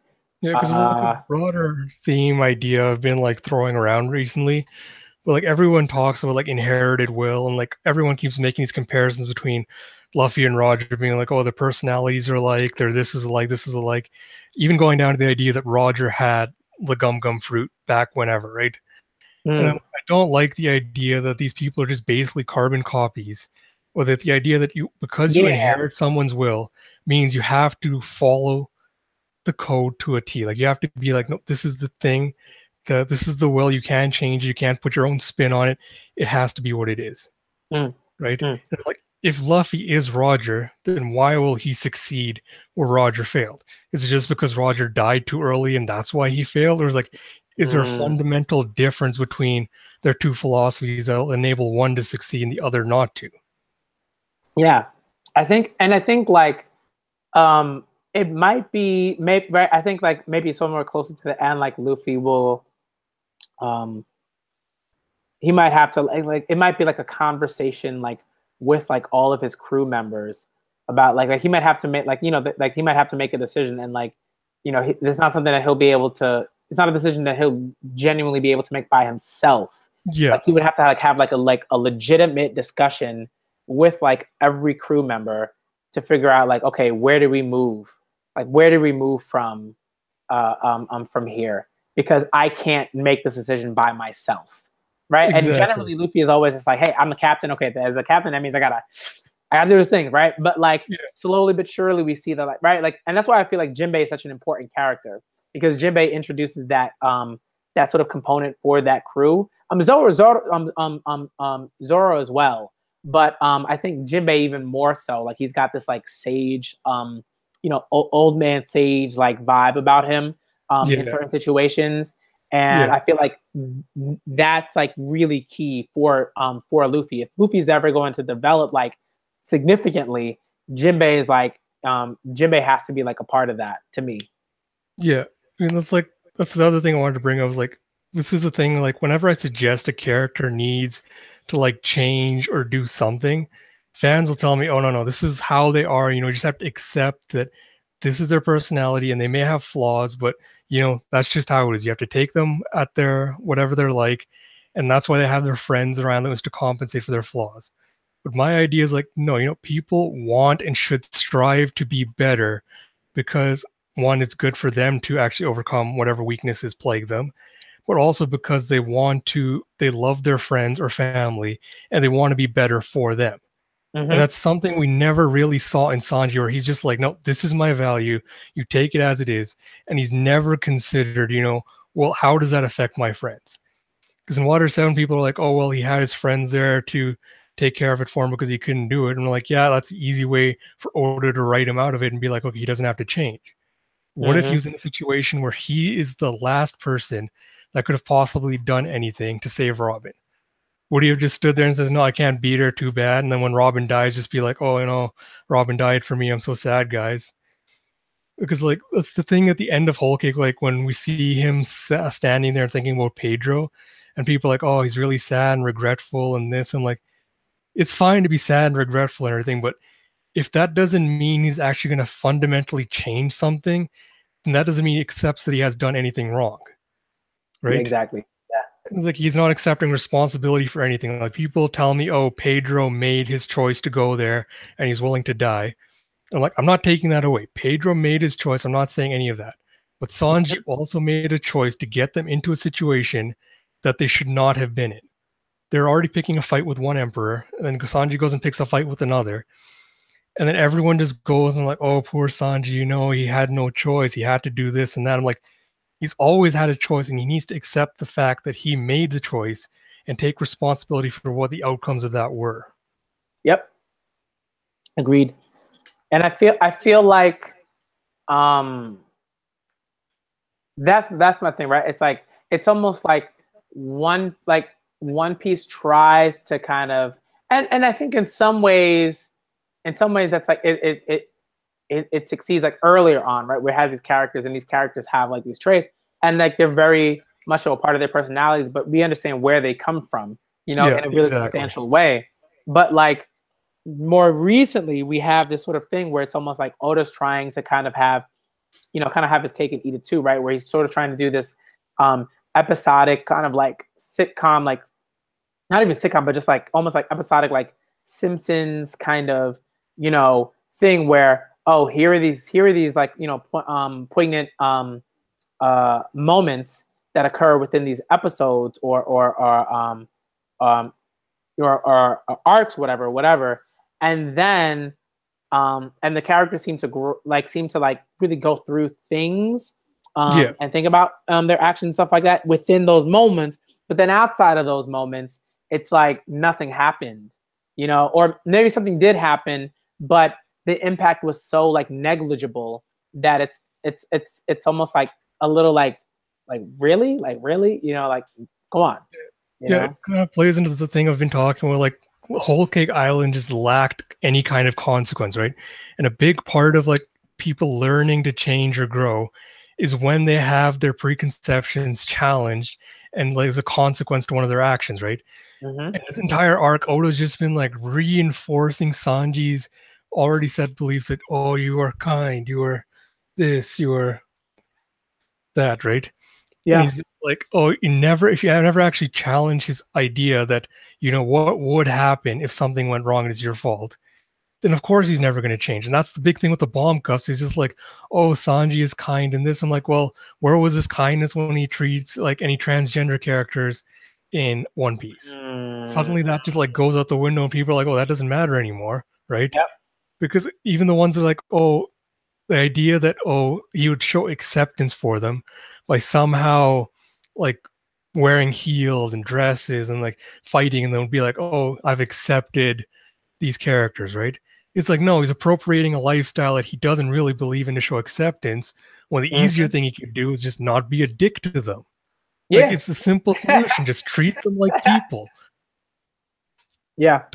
Yeah. Like, it's a challenging thing I've been trying to tell people is like, when I say I want a character to change, I'm not saying like drastic 180, they become like a completely new person. I'm saying Hmm. there's recognizable character flaws that they have, and they have to kind of recognize how that character flaw affects other people or could potentially do it. And it comes back to what you're saying about Luffy at the end of the series, like talking to his crew about, should we tell them what we know about this history? Because Raleigh said, they didn't think the world was ready for that knowledge. Like he said, oh, O'Hara and we were too hasty. And I believe he said that because they think the world's not ready to accept this yet. Right? So I Yeah. think part of Luffy's change is going to have to accept the idea that if I release this information, it is going to throw the world into turmoil. People are going to get killed. There's going to be a massive war, and I will have to be at the front and center of it because I started it. Are you Yep. guys willing to take on that responsibility? Yep. And I think the difference between him and Roger's, like, we know from everyone that talked to him, Roger was pretty selfish. Like, if you knew the guy, okay, like, yeah, he was a really great guy, but to everyone else, he's like basically a complete dick. Like, he killed Squad's crew because he's just like, oh yeah, you insulted one of my friends, I'm gonna kill out your entire crew, right? So that's one of the things I'm like, I want to see in the story going ahead is not every kingdom that they go to is like already receptive to the straw has to be like, oh yeah, at the end, we're somehow broken or flawed or a king is evil and you're gonna have to save us. Hmm. Because that's Hmm. how you win from Cult of Personalities, him going island to island, being like, well, all these places are obviously broken and I'm the only one that can fix it. Yeah, and that's the thing. It's sort of like right, like, and that's why, like, I think one thing that kind of bothers me is the way that people will sort of say, "Oh, well, this is One Piece. This isn't that manga or that other manga, shonen manga, or Oh that yeah, other shonen God, I manga." hate that so much. But I'm like, that doesn't mean that Oda can't do those things, right? Yeah, Like it's not like, oh, it's not exactly. like Oda doesn't have the ability to push the envelope. You know Yeah, what I mean? exactly. Like that's not what that means. Yeah, So I think that, like, I would love to see. Okay, so there's one. Have you ever read Magi or watched Magi at all? I think years ago, but I can't remember much of it. Okay, so there's one. There. Okay, so this is the thing that kind of it bugs me a little bit, because I feel like, on one sense, Oda does a fantastic job at introducing this concept, but then it just kind of fizzles out a bit, like in the tail end of this arc. So Dress Rosa, for me, one of the things that I love the most about it was the idea that Doflamingo had this whole sort of setup in Dress Rosa where there were these fighters, and he'd invite all these fighters. And these fighters are clearly like sort of commodities, like are very much so like commodities, in a real sort of like like Marxist sort of sense, right? But Yeah, what he does that I think is so great is that it's not just that, yes, they're clearly commodities and da da da, but he turns them into literal commodities. He turns them into toys, and they yes, are still doing exactly. this work. And it's like, I really love that. I thought that was like brilliant. I thought that was so well done. But then it kind of just like it kind of fizzles out, because there's a real darkness to that I thought was wonderful, and that I thought he introduced. But then it just kind of like, it's like, okay. And I think that, like, something like Magi does a sort of similar thing, but it does it in a way that, like, its impact is it's more, I think it's more profound when it comes to the manga, because Magi consistently does that profound work throughout.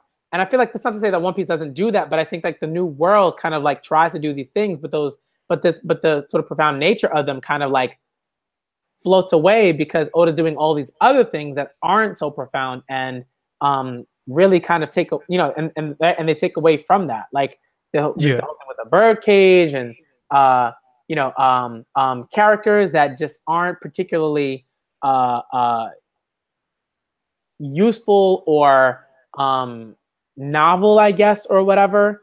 I don't know. That's kind of how I feel about that. Like, I feel like it's a really great concept, but like, keep pushing, keep pushing. That's not to say that Dressrosa is like a terrible arc or anything like that. I feel like I actually really like Dressrosa, and that's one of the reasons why I do like it. But I do feel like there are some things about Dressrosa I'm just like, nah, like no. Yeah. And I feel like there's some things that could be done better, and not even done better, but just like are just a no for me, I guess. Yeah, like it's an idea I've been trying to challenge recently because I hear fans say like, oh, this is Oda, this is what he's going to do, he's not going to change. Or, you think you're better than Oda, you can write a better story. Or, why are you trying to change what's already working? Or some variation on the idea that you cannot affect this series, so why are you trying? And I'm like, but as fans, shouldn't that be exactly what we're doing, is trying to push the borders of Oda's creativity and be like, you told this story, but can it be told better? Can you have done something else different with it? Is this really the best way to do it?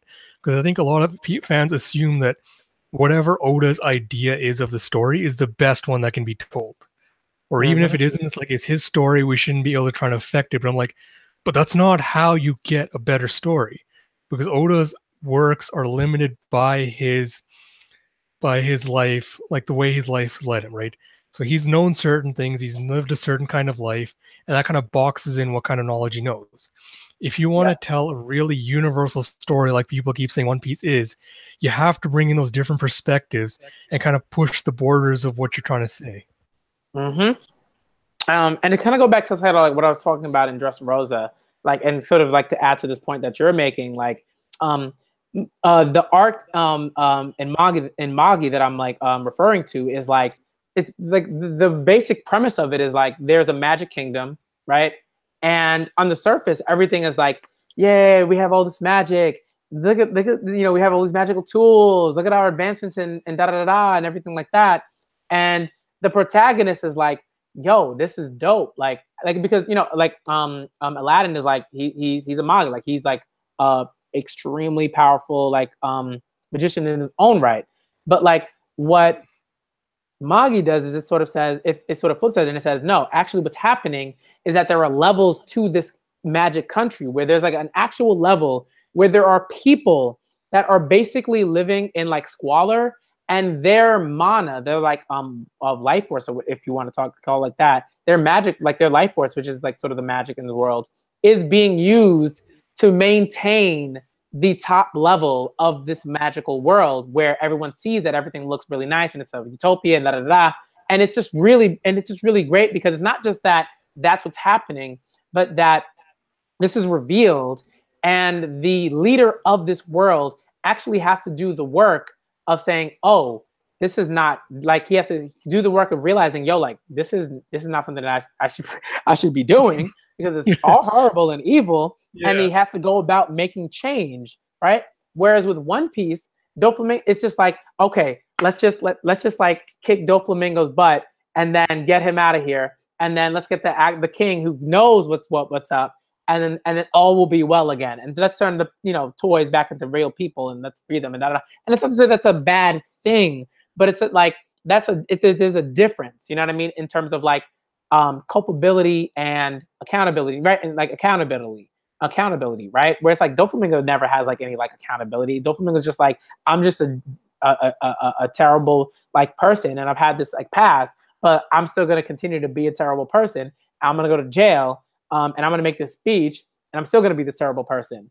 And it's like this king is like, yo, I gotta like actually make change, and he's and do all of these things. And I think that Oda can push, right? Like he can introduce particular things that are really interesting, but I think Oda has it in him to push more and to do more interesting things with the stuff that he introduces. Yeah, exactly. This is why when I theorize, like, this is a big thing about me. Like, everyone's just like, oh, I hate you theorists. You guys are like ruining your own enjoyment of this series because your theories didn't come true and you just can't accept it because of that. And I'm like, yeah, on part of it is that, you spend a lot of time making these theories. And part of that's because I'm analyzing the story and being like, okay, where has it been and where does it go?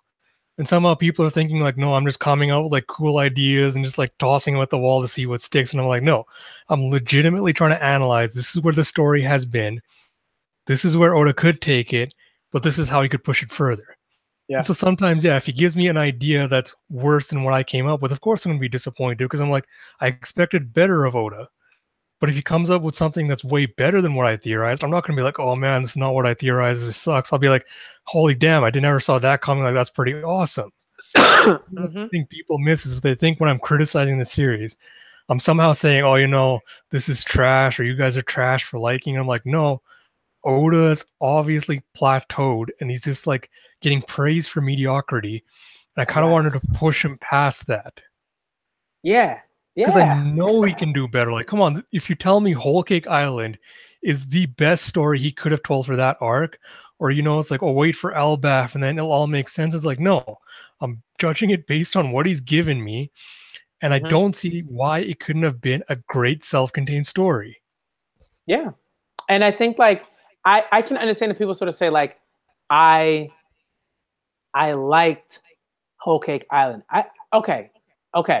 If that's what you want to sort of roll with, okay, right? You got the ability to sort of like a One Piece arc. Okay, I'm not disputing that, but I think that when people sort of say, after looking at all of the sort of points of an arc or whatever, or arcs or whatever, they say that they can like actually say that Whole Cake Island is like a top 4 arc or a top 3 arc or something like that. To me that's mind blowing. That's like, how? I'm like, what sort of work are you doing to get to that like opinion? You know what I mean? Like how did you do that? You know, and I'm like genuinely interested in seeing that. You know what I mean? Like, I'm not saying like no. Exactly. You know what I'm saying is I disagree, but I really want to hear why you feel like Whole Cake Island is like a top 4 arc in like One Piece. Like, to me that's like, what? Like, huh? Like it's odd. I want to hear the rationale behind that. You know, so yeah. And I might not always agree with like the argument you say. Like, I might just like totally be the opposite and be like, no, I think that's stupid. But sometimes people will surprise you and be like, no, I like it because of this. And suddenly your perspective can change and be like, okay, I never saw that before. That actually does bump up this arc in my perspective, right? But people are just like, oh no, you can't have that. You can't like the fandom, I don't want to call them out, honestly. It seems like some of the fandom is just getting really apathetic with the series now. Whereas if someone criticizes it or says there's a flaw, they won't try to understand that person's perspective. Instead, they'll be like, oh no, you hate Oda, you hate One Piece. Like, why are you even reading this series? This is how it's always been. You know, you should just drop it. I'm like, if you really love this series, rather than telling people that I've been following the series for almost 10 years now, week to week, every single chapter, I've always read it. Whole Cake Island was the first like hugely massive disappointment I've seen in the series. And maybe that's just it. Like, maybe it's like this was just Oda's bad arc and it's just like, you know, he's out of form for whatever reason. If that's the case, fine. But you can't ignore the idea that maybe this is the start of like a downtrend towards something worse. And to tell a fan that's been along with it for like all these years to be like, oh, well, you don't get the series. It's like, buddy, I've read the series for 10 years straight. I think I know if I'd like the series or not by that point. Like, I'm not stringing it along for 10 years being like, oh, I'll eventually like this series. Like, no, I love the series, and this is clearly not the series that I love. But yeah, exactly. It's like, it's weird because it's like, you know, you hear jokes and people be like, like I know that you like One Piece. I thought I didn't know that you like One Piece. Like, because you're always crapping on it. I'm like, one, I haven't even been reviewing One Piece for that long. You know what I mean? Exactly. I started like July of like last year. Not even that. Maybe like August of last year. You know what I mean? So for people to be like, oh, because I've watched maybe like a few videos, I know I know all of your opinions on the entirety of One Piece. and how you reacted to One Piece in the past. I'm like, no, like that's stupid. Like that's actually stupid. Yeah. You know. So for me, like I have to like consistently like reiterate that the point that I do not hate Luffy. I don't hate Luffy. He's just not one of my favorite characters for One Piece. Like he's just not. Like there are other characters Yeah. that I feel like to me are more interesting, that make me happier, I guess, in certain ways. Yeah. It's just like a mixture of things, right? That doesn't mean that Yeah. I think Luffy is like complete and utter garbage. It's just like he's just not, he might be like my 16th favorite character. Like I like from like to me, I could list like 15 characters. I can make a list of 15 characters that like I'm more interested in than Luffy at any given moment in time. You know what I mean? Right. And so like when I reacted to like Luffy's 1.5, sorry. But basically, like okay, no. But like like when I like so like for me, like there are times where I reacted to like Luffy and I'm like, yo. You know what I mean? Like it's like, yo, like it doesn't mean I can't get hype when Luffy does something or anything like that. It's just like I'll see moments I'll be like, this is quintessential Luffy and I love it. Like this is what made me fall in love with the character. But the thing I'm missing in the new world is like, all right, I know where these characters came from, right? Even when you get extra backstory on Sanji, it's like it didn't really alter my perception of who Sanji was. The thing I want to see in the new world is like, all right, these are where the characters came from, but they're also still going on this journey and they're going to change along the way. Like no one goes through life just being like, oh, I'm just the same person I was now that I was 5 years ago. It just doesn't happen. With the Straw Hats, that's what we're seeing is they're not changing. And Oda's just kind of reinforcing the idea that this is who they are and they're always going to be. And I'm like, that's not interesting though. I want to see them change and grow as they face these new challenges and see like, okay, what kind of people are they going to be at the end of the series? Exactly. And like a DJ, like DJ saying in the chat, like, there's just a few reasons for like why you see like people have these kind of almost like, well, sometimes just like ridiculous like statements, like make these ridiculous statements. And there are a lot of people who like, you can tell they just have not read a lot of manga outside of like shonen manga. They just have not, because anytime you see them talking about, oh, here's my top 5 manga, it's basically a top 5 shonen manga list. That's generally what I consistently see. You know what I mean? So it's like one, like the DJ saying, like expand your horizons, read different manga. Do that stuff. And that's not to say that you can't have One Piece as your favorite manga. I'm not saying you can't have One Piece as your favorite manga, but to sort of say like in certain instances, like, oh, this was better handled than like this arc in this manga or whatever was like better handled than this arc in this manga. I'm like to me, I'm like, really? Like if you like, could you like legitimately tell me that Whole Cake Island was handled better than like the first like 37 chapters of The Promised Neverland? You're gonna really come to me and tell me that from a storytelling standpoint, from a writing standpoint, from a characterization standpoint, like that like Whole Cake Island was handled better than that? Like, come on, like no, like you like if you want to bring up the argument, okay, that's fine. I'm not telling you can't do that, right? But it's like, like nah, you can't like I mean, you can tell me that, but like, yo, so it's stuff like that, and then people who will just like, and then people who will like sort of say like DJ saying like, who are clearly like, who clearly will tell you, oh, you are, like you're a fan of Naruto or Dragon Balls, the Dragon Ball franchise, or Bleach or whatever, and that's why you're getting on One Piece. I'm like, no, maybe that's who you've dealt with in the past. Like maybe that's like you've dealt with these fans, and I'm sorry for that, and I don't wish that upon people. But no, like we are extremely critical of this stuff. You know, Yeah, like even exactly. like and we're also critical of that stuff. Like we're also like, hey, like we have memories of Naruto that are like extremely like poignant and like joyous and everything like that. And same could be said for Bleach and Dragon Ball. But like we're also aware that like those manga have like their faults, and manga in general have their faults. Like it's not like I'm saying like the Promised Neverland is not by any means perfect. There are Mhm. things that I think that it could be better about in certain instances. But I still think it's like a really wonderful manga that people should read, Yeah. especially if they love weekly Shonen Jump manga. Yeah, I mean that's also the other problem I think is people have expectations of what a shonen manga is, and as soon Yeah. as you try to suggest that no shonen manga can be this, they kind of rail against the idea. They're like, no, no, no, this is what like this is the definition of shonen manga, and this is what it has to be. It's kind Mm-hmm. of reinforced by the series they run. It's like it's always got to be a male protagonist.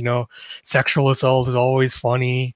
Yep. Like all the characters always have to win by like some massive power up has to happen and stuff like that. But I'm like, Mm-hmm. but why can't it be something else? Like, why can't it be something more? I think the problem with people have with that is they don't like change. Like, they're comfortable with what they know the shonen manga is, and like, okay, I read it because I like this, and this element of this manga. But just because someone introduces another element and says maybe this could be part of it, doesn't necessarily mean it's always going to be bad. Yeah, sometimes you're going to have a stinker and like maybe something will really suck and you're like, oh, I hate that. But should that mean you should never try doing anything new just because you might hate it? Which seems like the thing with the straws when I suggest someone like, oh, they should change. It's like, oh no, I don't want them to change because I might not like who they become. Like, I'm not suggesting anything radical has to happen. I'm just suggesting something minute, and you might end up actually liking who they become after this. Yeah. Like they're acting like if Sanji suddenly starts respecting women, it's like he's gonna suddenly become a completely different character. And I'm like, is he really though? Like, is Mm-hmm. respecting women somehow like him turning his back on Zeph? Like if he goes back to Zeph and says, "Hey Zeph, I had to hit this woman once because my crew was in danger and I was the only one that could save them," would Zeph be like, "Well, you're worthless as a man. I never want to see you again"? And if he Yeah. is the kind of guy that says that, it's like someone Sanji really should be respecting. Mm. Mm. Agreed. Oh, this is okay. So one thing I kind of wanted to bring up, and this is like really sort of like extremely like important in terms of how I kind of feel about just the criticism of like One Piece and maybe just like manga in general, but like particularly One Piece. And I feel like you have to have like honest conversations um about how right like women are treated in how the women of One Piece are treated, how Yeah, they're showcased and everything like that, how they are put fitted into the story, how their characterization is fleshed out or not. You know what I mean? yeah, And I think that for me, you cannot have a uh, not even complete, because I don't think your like critiques will ever be necessarily be complete. It's why like we have different people critiquing at different points in time. But I do think that like that has to be a part of what you're talking about if you're talking about One Piece. I mean, because it's such a like it's just saturated with it. oh And, yeah, and if that's not a part of like your critiques or talking about a chapter or talking about One Piece in general, like I don't know what you're doing. Well, no, I do know what you're doing. You're probably just like, it's what we call like willful ignorance. You know yeah, what I mean? It's like just willfully saying, you know what, I'll put that over there because it doesn't really matter as much as this one-on-one battle that's happening right now. I mean, and let's not get into how I feel about Luffy versus Katakuri, because I think that like although it's like again it's subjective, it's like yes, like things are subjective when we make arguments, when we talk about things, like they're always going to be subjective. We're yeah, people, you know. But like that has to be a part of your critique. If it's not, yes, you got to do better. That's it. That's that yeah, like you have to, because if you're not, you can't honestly say that you legitimately care about women that are reading One Piece that have complaints about One Piece, amongst other things that might not even be directly related to One Piece. You know, so that's kind of how I feel yeah. about that. Yeah, I mean, like, this is again something I was writing about recently with like just regards to the series and the fandom. But there's the idea that if you relate to something in the series, it can't be problematic or bad or like anything like that. Pudding being like the perfect example, like the back and forth with the personality switch. People were like, "Oh my god, I love Pudding after this. She's so funny. She's so this and this." And then I've seen all these female fans, like Gabby was telling us, like on Twitter, Mm. how problematic it is, how it was framed with how Pudding was acting, right? And Mhm. people are like, "Oh no, no, it's great. I love it. Like, I love this arc so much." I've seen that with like Big Mom as well. People are like, "Oh no, she's a legitimately great like female villain," and I'm like, I know it's subjective to say like, "Oh, you know, you like this character for whatever reason," but you can objectively say that there is a certain way women are treated in the series that's just bad. Yeah, yeah, And like with Pudding, like the problem was she never Sanji. People say, "Oh, Sanji taught her self acceptance and that," except he never really taught her that. All he taught her was that you need self val or external validation for whatever you perceive as being wrong with you. yep, Like, we've seen that with Sanji in like what I brought back to the reason he listens to Zeph is he wants that external validation that, you know, Zeph would be proud of me for being the kind of person I am. But he's kind of missing the other half of you can't just rely solely on other people telling you, "Oh, you are good, you are this, you are worth it." Some part of you has to believe that, and you have to start enacting it, or nothing's ever going to change. yeah, right. And we've seen that like this. No, go ahead, go Sorry, ahead. yeah, we've seen this with an arc with like even Big Mom, right? She's Mm, built as a character is built on external validation. Mother Carmel told her once that she's a nice person, and she's held on to that core belief so strongly it's informed everything she's done. mm-hmm. And the only way that she would ever have changed if someone challenged her and confronted her on that. And this arc could have been perfect for it. Yeah, exactly. Right. It's like there was just these introductions. That's why I'd say like, for me, like if the beginning of Whole Cake Island and like, before like the cake falling and everything like that, like wasn't like didn't introduce all those things. I mean, to me, it would be lower. It would be lower than the score I gave it. Like, I mean, I just gave it like I was being nice at first, and I gave it a 5.5, but really, I feel like it was a 4.5 because it's just like everything that comes after that is just like awful. So to like if like that stuff is the reason why it's even at a 4.5 because like there's some stuff that it introduced that I thought would that Oda would flesh out and do things with, and then that didn't happen. And what did happen was that, if anything, like it just did this, it presented all this regressive like stuff and like problematics, these problematics, and then you know, awful. Yeah, So like I would have liked to see Pudding have gotten like an actual character arc where you focus on her motivations, her relationship with Lola, you know, what kind of person she wants to be. Even with the Sanji cake cooking stuff, like you have Chiffon, who's a master cake baker, and Pudding, who's a master chocolatier, and they're still playing second fiddle to Sanji because, like, oh, we could never be as good as Sanji is, right? mhm. Whereas you could have really flipped that, and he had Sanji be play the supporting role, and have Pudding take the role front and center of helping make the cake to give her the confidence to be like, you know, you are a better person and you have skills that I could never hope to match, right? And by that way, building her self confidence up to be like, well, I don't care what people think of my looks, right? Because I know who I am, I know what I want. Makes for a much better story rather than, oh no, Sanji's the only one that loves me and he's going away forever now. Right. And it's like I think sometimes people, excuse me, like maybe we could talk about this a little bit. The way in which people sort of give like Oda the excuse of, oh, Oda will deal with that later on. I'm like, no, Oh but yeah, why didn't he deal with that when he could have dealt with it, right? So to yeah, me, like the whole like the stuff with Pudding, right? Maybe later on, Pudding will gain that self confidence and love her third eye, and leave the Big Mom Pirates and all this stuff. But it's like, why couldn't she do this when they're in disarray? Why couldn't she go on their exactly. ship? Why couldn't she do something? Why couldn't she go out and like search for Lola? You know what I mean? Like there are things that like could be done in the instance that we say like, hey, like it could have been then. Why, like if we see it later, okay, but again, that says something about what a writer and fans, not well, mainly the writer, like what they deem to be like important in terms of like showcasing like characterization. And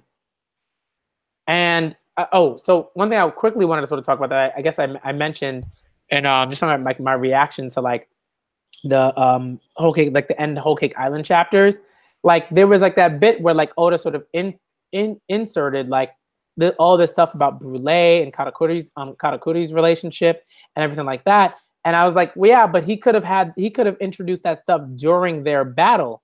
When that battle's happening, I get maybe like a couple of like panels where we see, we look into Katakuri's past and like we see a little bit of like this tiny like bit about what's happening. And I'm like, that like this is like blatant like trash characterization. I mean, because it's trash characterization. I'm sorry. Like that's what that was. It's like a cheap way for Oda to make you sympathize and relate with the characters. Like, oh, look, they have this tragic past and they have this loving relationship with their siblings. And because it's a strong sub-theme of like the entire series that we all love, we kind of just lap it up and we're just like, oh yeah, like these characters are so great. But I'm like, yeah, but like, a lot of characters in One Piece have a sad backstory. A lot of them, like, so we're not going to see like, oh, I love every single one of them because they have a sad past. It's like, no, okay, they have a sad past, but how does that define what kind of person they became today? That's what I'm interested in. Right. And just telling me Katakuri's sad and now I should like love and respect him because he went through this trauma. It's like, you got to give me more than that to want to relate to a character. Yeah, exactly. And like, to me, one thing that kind of like, I mentioned this as well, like, I didn't understand I mean I get why it's like, yes, he has this bounty, so clearly like he's pretty powerful, right? Like not only does he have the bounty, but he's a sweet commander, so he's a top sweet commander, so we understand that he's like particularly powerful. I get that, right? But I think the thing for me, it was like there were all these things that Oda tried to introduce that I thought just didn't really do much for him as a character. It's like, oh, he's never lost. He's got this win streak. I'm like, but that doesn't matter to me because I have no idea who he's fought. Like there's no context there. There's no specificity for that. So to me, like hearing some of the stuff, it's this real kind of like this, again, like this annoying like machismo kind of stuff that only like exacerbates my issues with certain characters. I'm like. Yeah, the Luffy Katakuri fight like reeked of so much machismo when he's like, oh, this is a man's fight and I respect you and all that. It's like kind of like the rival thing. I'm just like, I don't care about him as a rival because you don't really know him as a character. You don't know what his motivations are, why he does what he does. And like Oda just putting in some stuff at the end is not going to make me change that. And I feel like a big problem with Whole Cake is like he gives you bits and pieces. It seems like he wants you to just make assumptions about what it could mean to make it more relatable to you rather than saying, no, this is what it should actually mean. Yeah. Right. And it's like that's something that you do, like as a writer, like that's the work that you do. You need to make sure, or at least like you try to make sure, right, that like your readers are getting what you are trying to present to them, right? And trying to what's the word I'm looking for? Tell them, I guess, communicate. Yeah. Yeah. Thank you, my wonderful fiance, for giving me that word. Like, right. And yeah, because like my fiance is a writer. So like, that's something that she talks to me with me about all the time, and like, that's the work that they like writers constantly do. So you can't tell me that, oh, you got to figure that out for yourself as a reader. I'm like, no, like that's not work that you're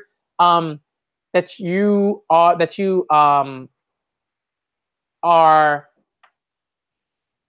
supposed to like sort of that you're supposed to like have to do. You know what I mean? Like yes, like there's like deliberate metaphors and deliberate certain like underlying themes and figurative language and stuff like that. I totally get that. Like yes, like but generally writers are supposed to set that in a way in which you are able to figure that out while you're reading. It shouldn't it's not supposed to be like impossible to figure out, or it shouldn't be like, oh well, this person over here, this One Piece reader over here, clearly has just like an ability to figure this stuff out because they have the superior understanding, or whatever. I'm like, no, like it should, like, One Piece is a story where I feel like generally when it comes to certain things, especially the emotional stuff and like the characterization, readers should be writers like Oda should be able to write something to where it's like, okay, like not only does this make sense, but it's like, there's like sort of layers to it in a there's a quality to that, Yeah, exactly. Like he's done that like throughout this entire arc with like the Sanji putting ice in again. Like readers are just blatantly assuming that somehow like in the bits of the arc that we didn't see where the characters like off screen interacting, whatever, Sanji somehow noticed something that told him that, oh, Pudding is putting on a facade. Right. And because of that, he was able to like sympathize with her eye, and like everything was just gunned down to that moment. And it feels like it's the same with Luffy Katakuri, where he's like, because I've wrote about this recently, I'm going to post it on the One Piece podcast eventually, but he's basically treating empathy like a superpower. Yeah. He's basically saying anyone with powerful observation hockey can somehow basically tell what kind of person someone is just by sensing like their spirit or whatever. Right. And I'm like, I don't disagree with you because I theorize the same thing. Like observation hockey is basically like an empathetic superpower, but it shouldn't mean that you should be able to like basically be a mind reader and be like, oh, I know what this guy's motivation is. I know why he does what he does. Yeah. Like that's just bad. And like if you reinforce the idea, like he's done this with Sanji, if you reinforce the idea that yes, you are always right, of course he's never going to be like, oh no, I've done something miserable. He's never going to be wrong. He's always going to be like, yeah, I always know I'm right. That makes for a really boring story because you don't see the characters ever learn and grow. Yeah, agreed. Oh, this is something that is that Kendra in the chat? Yeah. Where's it? Yeah, and like she was talking about like the way, right, and where like when Luffy takes that break during the fight, and he has Brule, like, right, who is basically like the key to like moving through like the mirror world and everything like that. Yeah. Like Katakuri is just sitting there by himself, like he's not getting out there. Like he has no way out of the mirror world, right? So Yeah. it's sort of one of those things where it's like I think we understand that. Of course, Luffy like expressly states, yeah, I wanna fight him, I wanna beat him at his best, But it's like the whole point, like you said, was to get Sanji. Yeah. And go. And you like you should still have access, right? Like you should still be able to like figure out how to get to your crew with access to that mirror. But I don't know, maybe there's like I got to think about that a bit more because I feel like there's probably some way in which like no, it's actually something. It's something I wanted to actually address with Luffy Sanji's entire fight.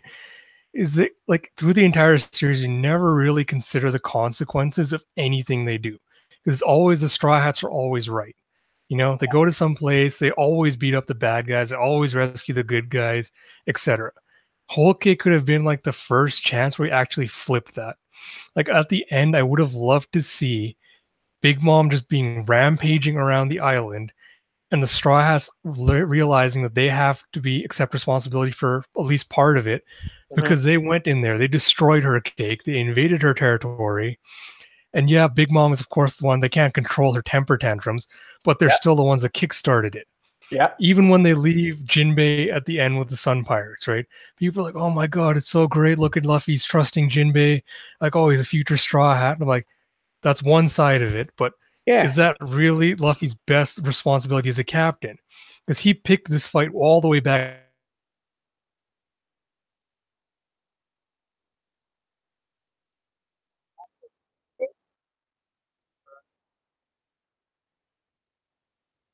I don't know what just happened. But I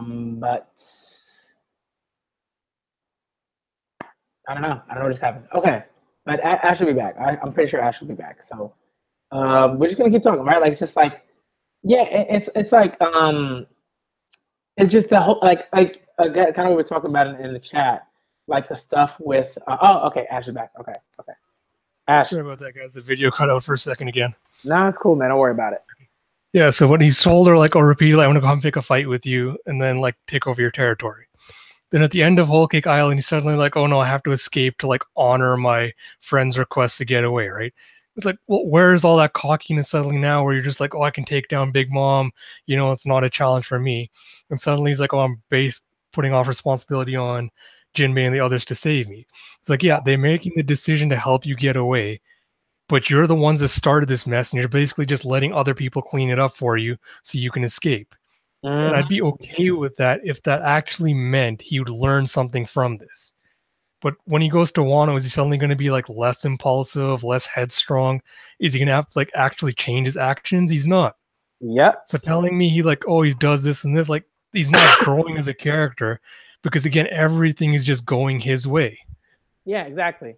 And like, and again, like, right, like, sort of what you've been talking about, like, we, how can we be sure that what happens in Wano will also be. But I mean, like, I will say this. I think like for the crew, right? Because this is not so much. At least to me, it's not so much important for the crew, like the crew in general, so much as it is like important for um um Mononosuke, you know what I mean? Yeah. And the samurai. And like this is like very much so uh uh a battle for like again, like it's always like kind of generally like a battle for the throne, but like this is like a distinctly like thing like issue between like Mononosuke, right?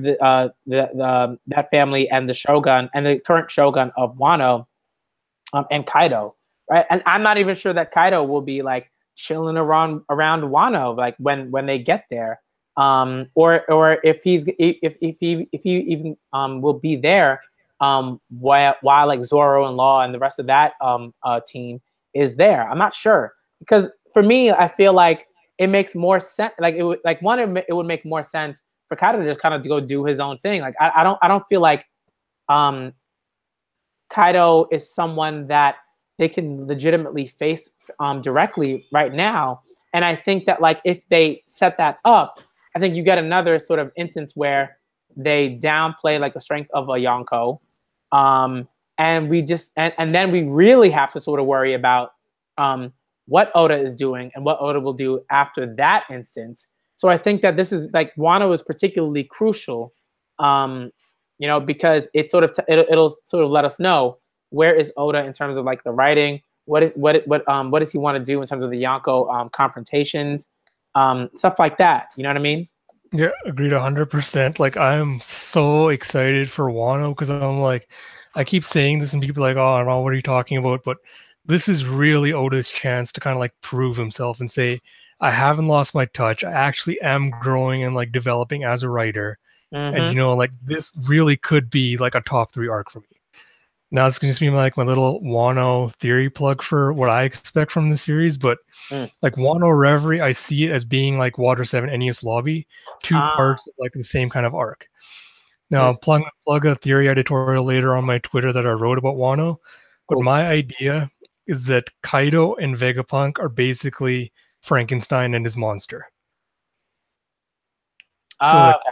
Okay. I Kaido see what was you're saying. created by Vegapunk, right, Yeah. to be the strongest of all creatures.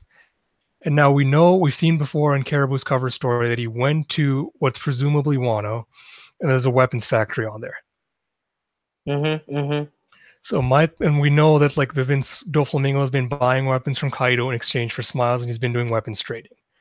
And we know that the Marines showed up at the Revolutionary headquarters right after the Blackbeard pirates had beaten them and presumably stolen all that weapons they'd stolen from Doflamingo.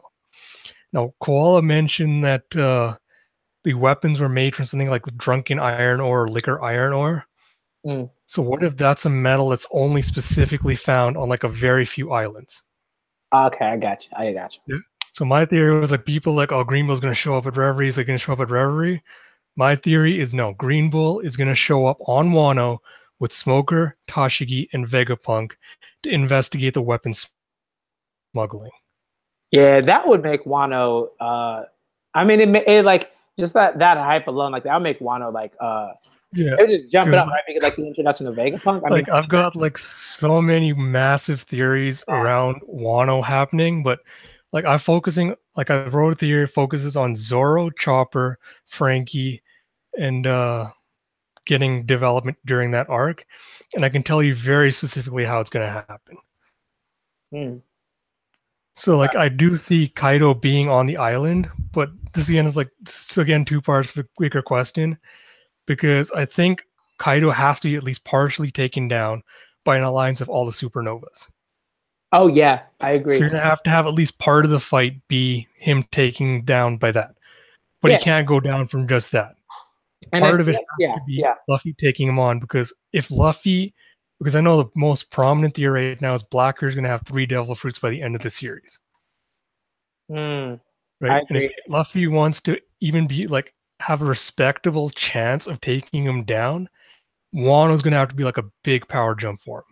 If he can't take out Kaido, there's no way he's taking out Blackbeard.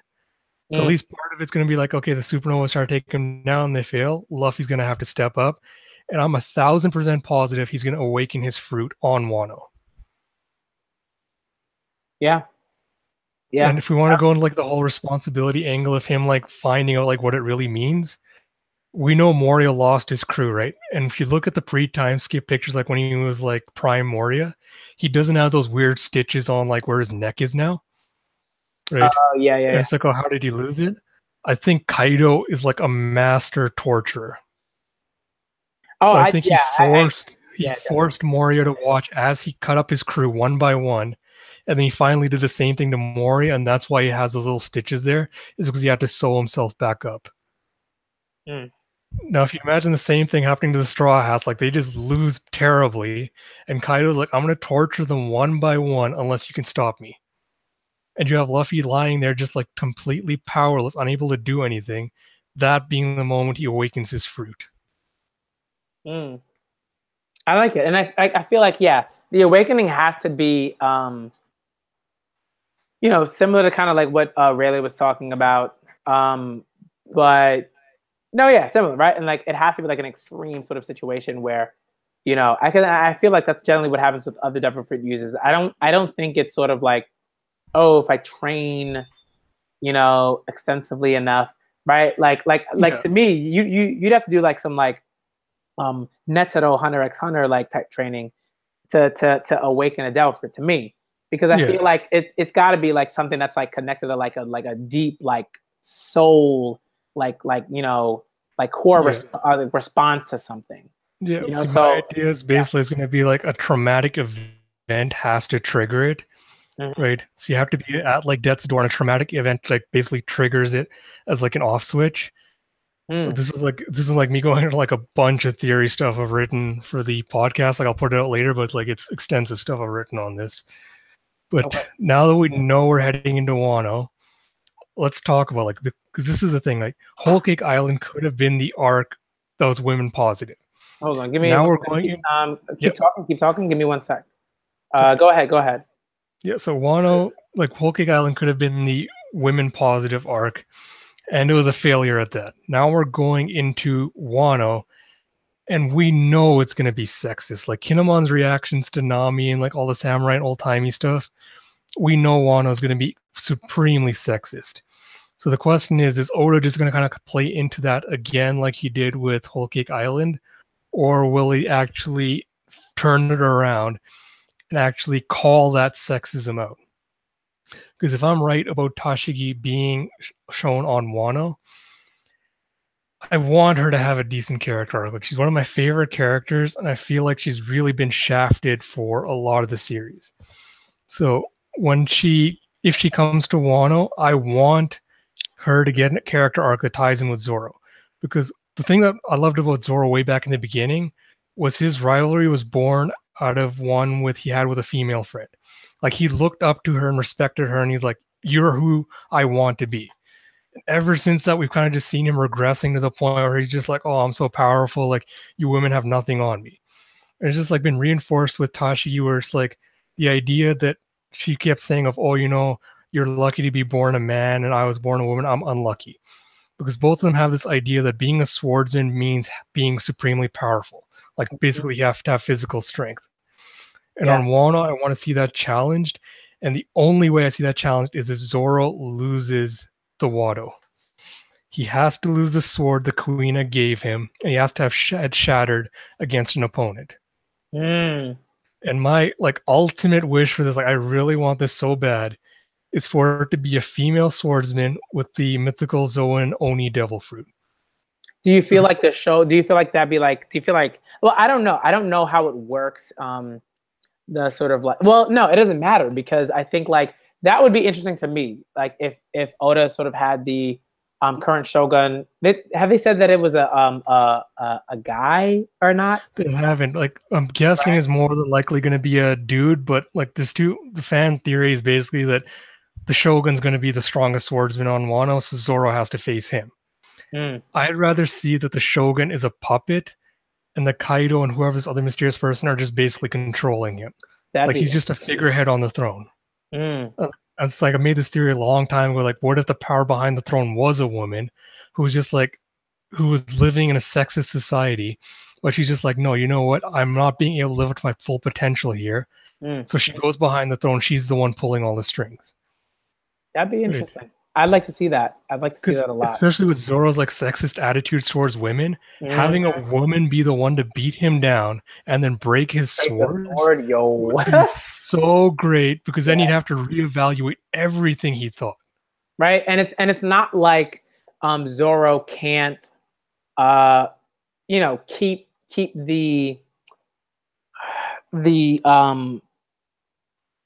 the symbol of that sword, right, and what it means and what it represents, right, even if it's broken, right? It's not like, oh, the sword's broken now, I'm just gonna throw it in the trash can, forget about Kuina, you know what I mean? Like, no. That's exactly what I brought up in my thing was like the idea that, the sword is just like a physical object. And if he says like, oh, losing that's like losing her, then he doesn't really understand like what was inspiring him to do it all this time. Like that would be a great lesson for him to learn on Wano. Yeah. And I feel like Oda has to address the whole Kuina Tashigi thing, like look like that has to be like a core part of what he addresses with and her relationship to Zoro, because he does not respect Tashigi the way he would have respected someone like Kuina, and that's like really disappointing. Yeah. I think that's gonna be I think this arc the way that you sort of like have it, and it makes total sense for Tashigi to be integral part of this arc. Even more so than Smoker. I mean, because Smoker, like, I mean, okay, like Smoker's just kind of like riding along because I'm just like, he used to be so good, but now he's just kind of like a scrub. And I kind of want him to come back to being like the powerhouse he was, and I'm just like, yeah, he just got, man, that was it was sad to watch. But I do think in some ways it's great because it does allow Tashigi to like, right, in her like extensive knowledge on like katana, right, to and just swords in general, to be a really important part of the Wano arc, and to see like and to see the relationship between Tashigi and Zoro move forward or progress, I guess, a bit. Exactly. Yeah. I like that. So for coming back to like, I want Wano to be like Oda's proof that he can still write compelling female characters, because I think it's like the last kind of thing I want to talk about is like the female fandom in the series. I feel get shafted not only by Oda but just by the fandom in general, because their criticisms and critiques like always get shot down with this idea that Shonen Jump is a magazine for boys, and it has to appeal to boys. And it's like, why does something that have to appeal to boys, why can't it include compelling and powerful women? Like, why do you have to always teach them that no, women are just there to be like to like support male characters or just be like fan service eye candy, right? Yeah. Like Promise Neverland's like a really good example of something that's come out recently with a powerful female lead, and it's really great. But then people use that to be like, oh, well, look, Jump's changing. They have this one series in there, so everything else doesn't matter. But it's like, just because it's progressing slowly doesn't mean you should stop criticizing it, other series that still haven't caught up yet. Exactly. Right. And like, yeah. Go ahead. No, go ahead. you know, every time like I bring up the idea that, you know, One Piece should bring back compelling female characters, people are like, oh no, you don't know what the series is about, you're trying to ruin it. And I feel like that's because they consider the idea of having female characters equating to Oda suddenly bringing romance into the story. And I'm like, that's not like a causality issue there. Like introducing compelling female characters doesn't somehow mean you suddenly have to have more romance. It's Yeah. stereotypical to consider that a female fan that wants to read the series can't like it for the same reason that the men do and be like, oh no, they have to have romance and they're also not going to like it. Yeah, and there and when I mentioned M Grace on Twitter, you know, one thing, right, it, like that's like, and it's like dudes don't even see, they don't even hear or see when they're being a problem, when their opinions about things are actually particularly harmful and derogatory and all of those things, right? So like, Oh yeah. right, so like the assumption that like, oh, the reason why women want these characters uh, um, brought back is because they want to see more romance. It's like there's just so many problems with that statement, and so and it's just like it's such a reveal. It's like it just reveals how it's just ignorance. It's like just there's so much ignorance in that comment, and but right. It's not to say that women don't want romance. It's like if you want romance, if you want to see some romance in One Piece, okay. Like I like that's not something for me. I love romance. So if more like like quality romance in anything, the better for me. That's how I feel about that. But it's like Grace on Twitter was like, yo, like one of the reasons why she loved One Piece is because they had characters that weren't tied down or strictly defined by their romantic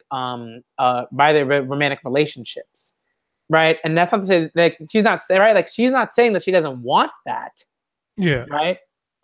But she's saying that it was a nice change of pace, right? Exactly. Like it was like, oh, this is something that was really great to see in early One Piece. So it's like, come on, like this is what I'm saying. It's like guys, like you got to step up, Yeah. and like when I'm saying you got to step up, that doesn't mean that I don't need to step up. That doesn't mean that Ash doesn't need to continue to step up, right? It's like we got to do this together. Like we got to consistently do this work, like all the time, because if we're not, it's a problem, and and like for me, I'm gonna keep saying that till I'm blue in the face, and like I'm gonna stop there because I can Yeah, no, I'll take over. But like, I actually wrote like an entire editorial about this. Just came out today. But like, if you're a male fan and you're either saying, you know, I love the series and yeah, it's problematic, but whatever, it's mine because I love it. It's like, all right, fine. You're not. I'm not saying you're not allowed to love the series and be like, oh, you know, whatever. But consider when a female fan comes to you and tells you, you know, I don't like this part of the series because it's problematic this way, and you respond with, well, I like it, so what's wrong there? Or even the idea you're telling them, well, Shonen Jump is just for boys and you can't change anything. Well, you're basically telling female readership, which surveys have proven over and over again, like 50% of Jump readership are women. So when you're telling them, like when they complain to Oda and say, oh, you know, why are you drawing our characters sexist like this? Or why aren't you doing this? And he kind of just writes it off. It's easy for people to go, oh, well, it's Oda's decision. He can do whatever he wants. But think about what that tells the female fans. You're basically telling them, sorry, your stories are not worth it to us. Your causes are not worthy enough for us to support. You know, men don't have to learn how to empathize with women because these stories are about them and that's all that matters. Right? And I'm like, part of the stories, like, yeah, part of the stories are elements that resonate with you as a person and whatever. But part of the story is also learning how to relate to other people. And I don't think people really realize how much it's been so prevalent in so many people's lives. I don't think they notice or they would realize how that absence would feel for someone that's never had it. Right? So when you're telling me like, oh, you know that Shonen Jump shouldn't have powerful female characters, it's like, why not? Why can't boys learn to love reading about powerful female characters as much as powerful male characters? Why Mm-hmm. do their stories not matter as much as a boy's story? Right. And I think another thing that really bugs me, it's like, why do so many of us feel like we have to make excuses for bad things? You know, like that's something that really just like, it's like, Yeah. why are you doing so much work to go against a positive thing? Yeah. You know, like where is like, and to me, whenever I ask that question, I always get like a lot of like just, you know, um answers that don't make a lot of sense, or just disregarding of like that, or just saying like that, like these things aren't actually positive, like the positive things that you know, women present aren't positive, you know, Yeah. moves that can be made. Like, it's like, really, you know, just a lot of Yeah. nonsense. Yeah, like I hear so many arguments on Twitter being like, "Oh, you know, this is how Japan's culture is, or this is how Oda is, and you can never change it." It's like, yeah, I'm sitting in Canada all the way over here. Like the chances of any of my critiques getting back to Oda are like slim to none. Of course, all Mm-hmm. right, I don't deny that. But then it's like it's so easy because I think people don't want to admit that something's problematic, or they don't want to put in the effort to actually criticize something if they don't think they're going to get something out of it. And they keep telling Yep. me like, "Oh, you know, you're making me feel bad about like this critique of this," or you know, or I've know some people have probably either muted or blocked me on Twitter because they don't like the fact I keep constantly criticizing One Piece. And I'm like, do they legitimately think like I just enjoy criticizing the series? Like I get a lot of kicks out of like ruining other people's enjoyment of it? No. Like it makes me feel really bad when I read something I don't like and I have to criticize because I'm like, I love this series, but I can't just sit here and pretend it's all good. Yeah. And yeah, maybe I'll never actually get to tell Oda face to face, you know, whatever, your series is like really screwing up other things. And it's really easy to go, well, it's his series. He shouldn't care about his readership, but he wouldn't be where he is without his readership. And like it or not, female women are part of that readership. For you to just ignore them and say, oh no, the males are the only ones that matter, the women don't matter at all, is just really infuriating and sexist. Mm-hmm. And really, like, it feels like all the women reading One Piece want is just like a show of solidarity from other fans to be like, I understand why you don't like this series. Like, let's see what we can do to help. Because people are acting like there's literally nothing you can do to actually change it, right? Yep. Like, what if people got together and just started sending SBS questions to Oda? We know he gets foreign fan letters. So what if we got a group of people to do this, that, and just send letters to him saying, you know, why is this is sexist, and explain to him why, Yeah. right? It's like it takes a little bit of effort to do something. Maybe you don't get anything out of it, but at least you can say you tried. And that's really, I think, what everyone's asking for is just for fans to show that they do care about other fans. Yep. Yep.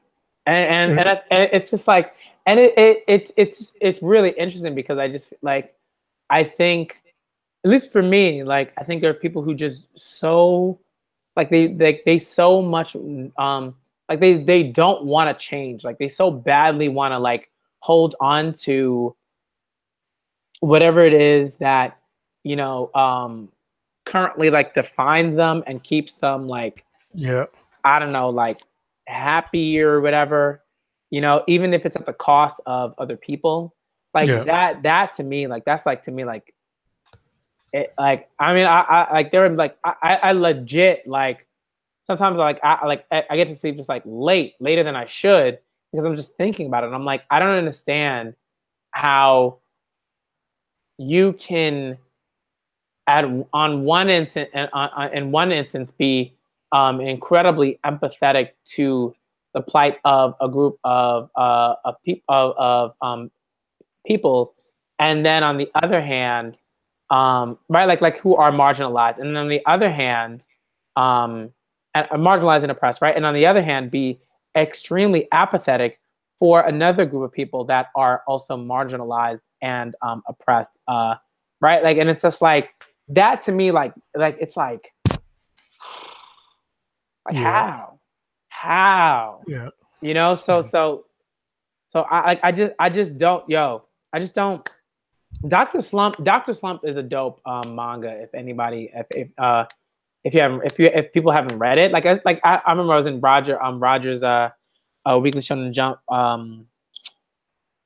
stream, and I was like, I had to make sure that I said something about Doctor Slump because I knew that it would just be like, okay, we're gonna say this is better than Doctor Slump and just gonna move on. I'm like, no, like we have to make sure that we, talk about why, like talk a little bit about why the series that don't go move through are actually pretty good and have strong points. And I really like Doctor Slump. I thought, there's always things like that like could be better about it in certain ways, but I think that it's something that you should read if you enjoy Toriyama's some of Toriyama's comedy in certain instances. So that's how I feel about that. But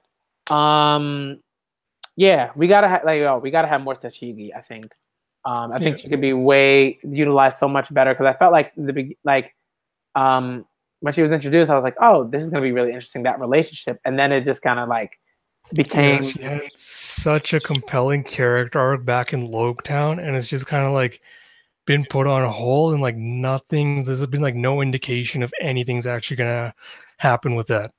It's like a perfect example of people that say like, oh, Whole Cake will wrap up well in Elbaf. It's like, yeah, but then what if you get to Elbaf and it turns out to be even shittier and like the ending was just crap? Mm-hmm. Right? Like Tashigi's thing was like, you can't just go. I know Oda's kind of built up a little bit of good faith because it's like, okay, he's been telling this story for 20 years now, and he hasn't really screwed up for most of it. Where it's like, you can't just take everything on faith anymore and just be like, oh, it will get better. Like you have to see progress towards it getting better, or else there's just no point in just wishfully thinking it will. Yeah. I guess we can end it here. I think we've been streaming for like 3 hours. No, I think it was a good discussion. Yeah, but that was dope. That was like, man. Yeah, that was a lot of fun, man. All right, so we'll end it here because I think we're gonna do more of the. We're gonna try to do more of these discussions, where we have people on and we really tackle these issues that I think other people do not want to tackle. And I'm just gonna be straight up about that. Like it's just like, yeah, exactly. Right? Like there are like topics that when it comes to like manga, that people just I'm not saying for whatever reason because I generally know what those reasons are, right? Like for me to be like, for whatever reason, like no, like I know what those reasons are, and generally those reasons aren't like good reasons. So it's like try to like really talk about those things. And if you feel like you're not equipped to talk about those things, figure out how you can get more equipped, or they like I don't know. It's just like for me, it's like just talk about. Yeah, it's basically the idea of like open up conversations rather than shutting them down. Yeah. Right? Like figure out how to make the fandom more inclusive, figure out how we can change things. Because honestly, like the worst argument I've tried to like counter on Twitter is the idea of like, why should this person be forced to like adhere to your values, or why should they change this?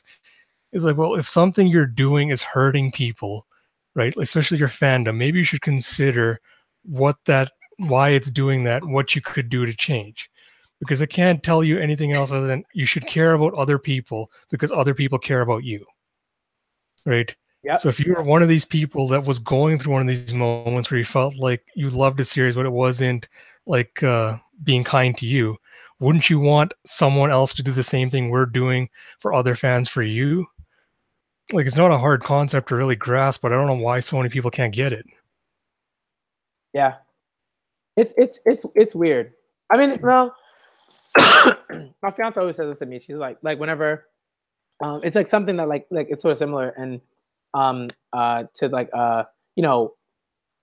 when like we know why something is the way it is. So for me, like my kind of like jerk knee jerk response is to say, oh, this is weird. Like I don't know why like this happens. It's so weird. I'm like, no, like I actually know why this happens. I've like read like books and articles and essays and stuff, and talked to women about this stuff, and met other men about this stuff, and it's like I know exactly why these things don't get brought up, you know. And it's like, and it's for the main, it's for the maintenance, like right what we were talking about, right? It's like the maintenance of a particular status quo that supports, you know what I mean, like sexism, homophobia, transphobia, all of these things, right? Like that's what that is. If you think that that's not what it's about, you are lying to yourself, right? This is something like, for me, I like, no, because like I deal with it, you know. It's like, if you don't know, right? Like if if you don't know that, you got to figure that out, because what's gonna happen is you're gonna consistently harm other people that like uh inadvertently, I think, right? Sometimes inadvertently, sometimes like straight up, you know. So exactly. You gotta figure that out, and then you have to figure out like, okay, what are the moves that I need to make, you know? And like for me, like it's like right, like we are constantly doing this stuff. We're constantly doing this work. We're constantly making these moves, right? And we're gonna make mistakes. Like we are not perfect. Like we do this, right? We do this, but but the key is like to have these conversations and to consistently talk with women about this stuff. One thing that bothers me is like, I think like you have to like, you know, you can't be like, okay, I'm only gonna talk to like, you know, 5 women about this stuff all the time. It's like, no, like you have to like talk to people, and you have to consistently talk to different people, and you have to consistently get their opinions on these things, and particularly women, right? And grow, you know. That's how I feel about it. Like certain things have to be talked about, because it like when it's obvious that these topics are really important to a critique of any particular manga, you gotta talk about it, you know. And that's how I feel. That's how I feel. Like I'm never gonna stop doing that, you know. And here. You know what I mean. I'm never gonna stop doing that, because I have to. So, you know, it. Yeah, 100% agree, my man. All right, I'm gonna do one final plug then. Go ahead, man. So, like, we're heading One Piece. Like, I don't know how to feel about it. Like 903, no spoilers, but it's got me excited again. And I really feel like Wano Reverie is when Oda has to prove himself and show that he is still like the writer we know he can be. And so I'm hoping that we see those changes, because Reverie especially, I think, can be extremely female positive, because you have Vivi there, you have Viola there, you have Kureha there, you have all these princesses there, and I would like to see them take center stage at Reverie and run the show. And then Wano, like I said before, we're going into a place we know is going to be sexist, like supremely sexist. So I'd love to see Oda just flip that on its head and just call out all that sexism, rather than just playing it in like Whole Cake Island. And like, I've made so many theories about this. I'll plug them all later tonight on my Twitter feed. So if you guys want to give me a follow, it's at King Cocoa Butter on Twitter. And then I'm an editorial writer for the One Piece podcast. So those guys do a lot of great stuff. Every week they recap the One Piece chapters in the anime through the legal releases. So if you're not already listening to them, go ahead and listen to them, because they do really great analysis. And so I got a new editorial out today as well, if you want to give it a read. And then I'm working on a monster of a one that'll hopefully have in the next week or two to put out. Yep. Very nice. Very nice. Yeah, it's a good stream. It was fun. Thanks for having me, man. Really, really, really cool. Really cool. All right, let me end the stream here. Okay. And again, once again, thank you, Ash, for coming through. Again, follow Ash on Twitter. Great dude. You know, great writing, great thoughts. Generally just like cool person. All right. So I'm the Black Manga Critic. Thank all of y'all for coming through. Everybody that came through, thank you so much. This was a dope discussion. I think we tackled a lot. And we tackled a lot in a way that I thought was really like, that I hope, at least I hope, was amenable to people, particularly the women who were watching the stream. And, you know, I'm gonna keep doing my thing. All right. I'm gonna keep doing it. All right. Ash's gonna keep doing his thing. You know, and that's it. And I'm gonna support y'all. All right. That's what I'm gonna do. So I'm the Black Manga Critic, y'all, and I'm out.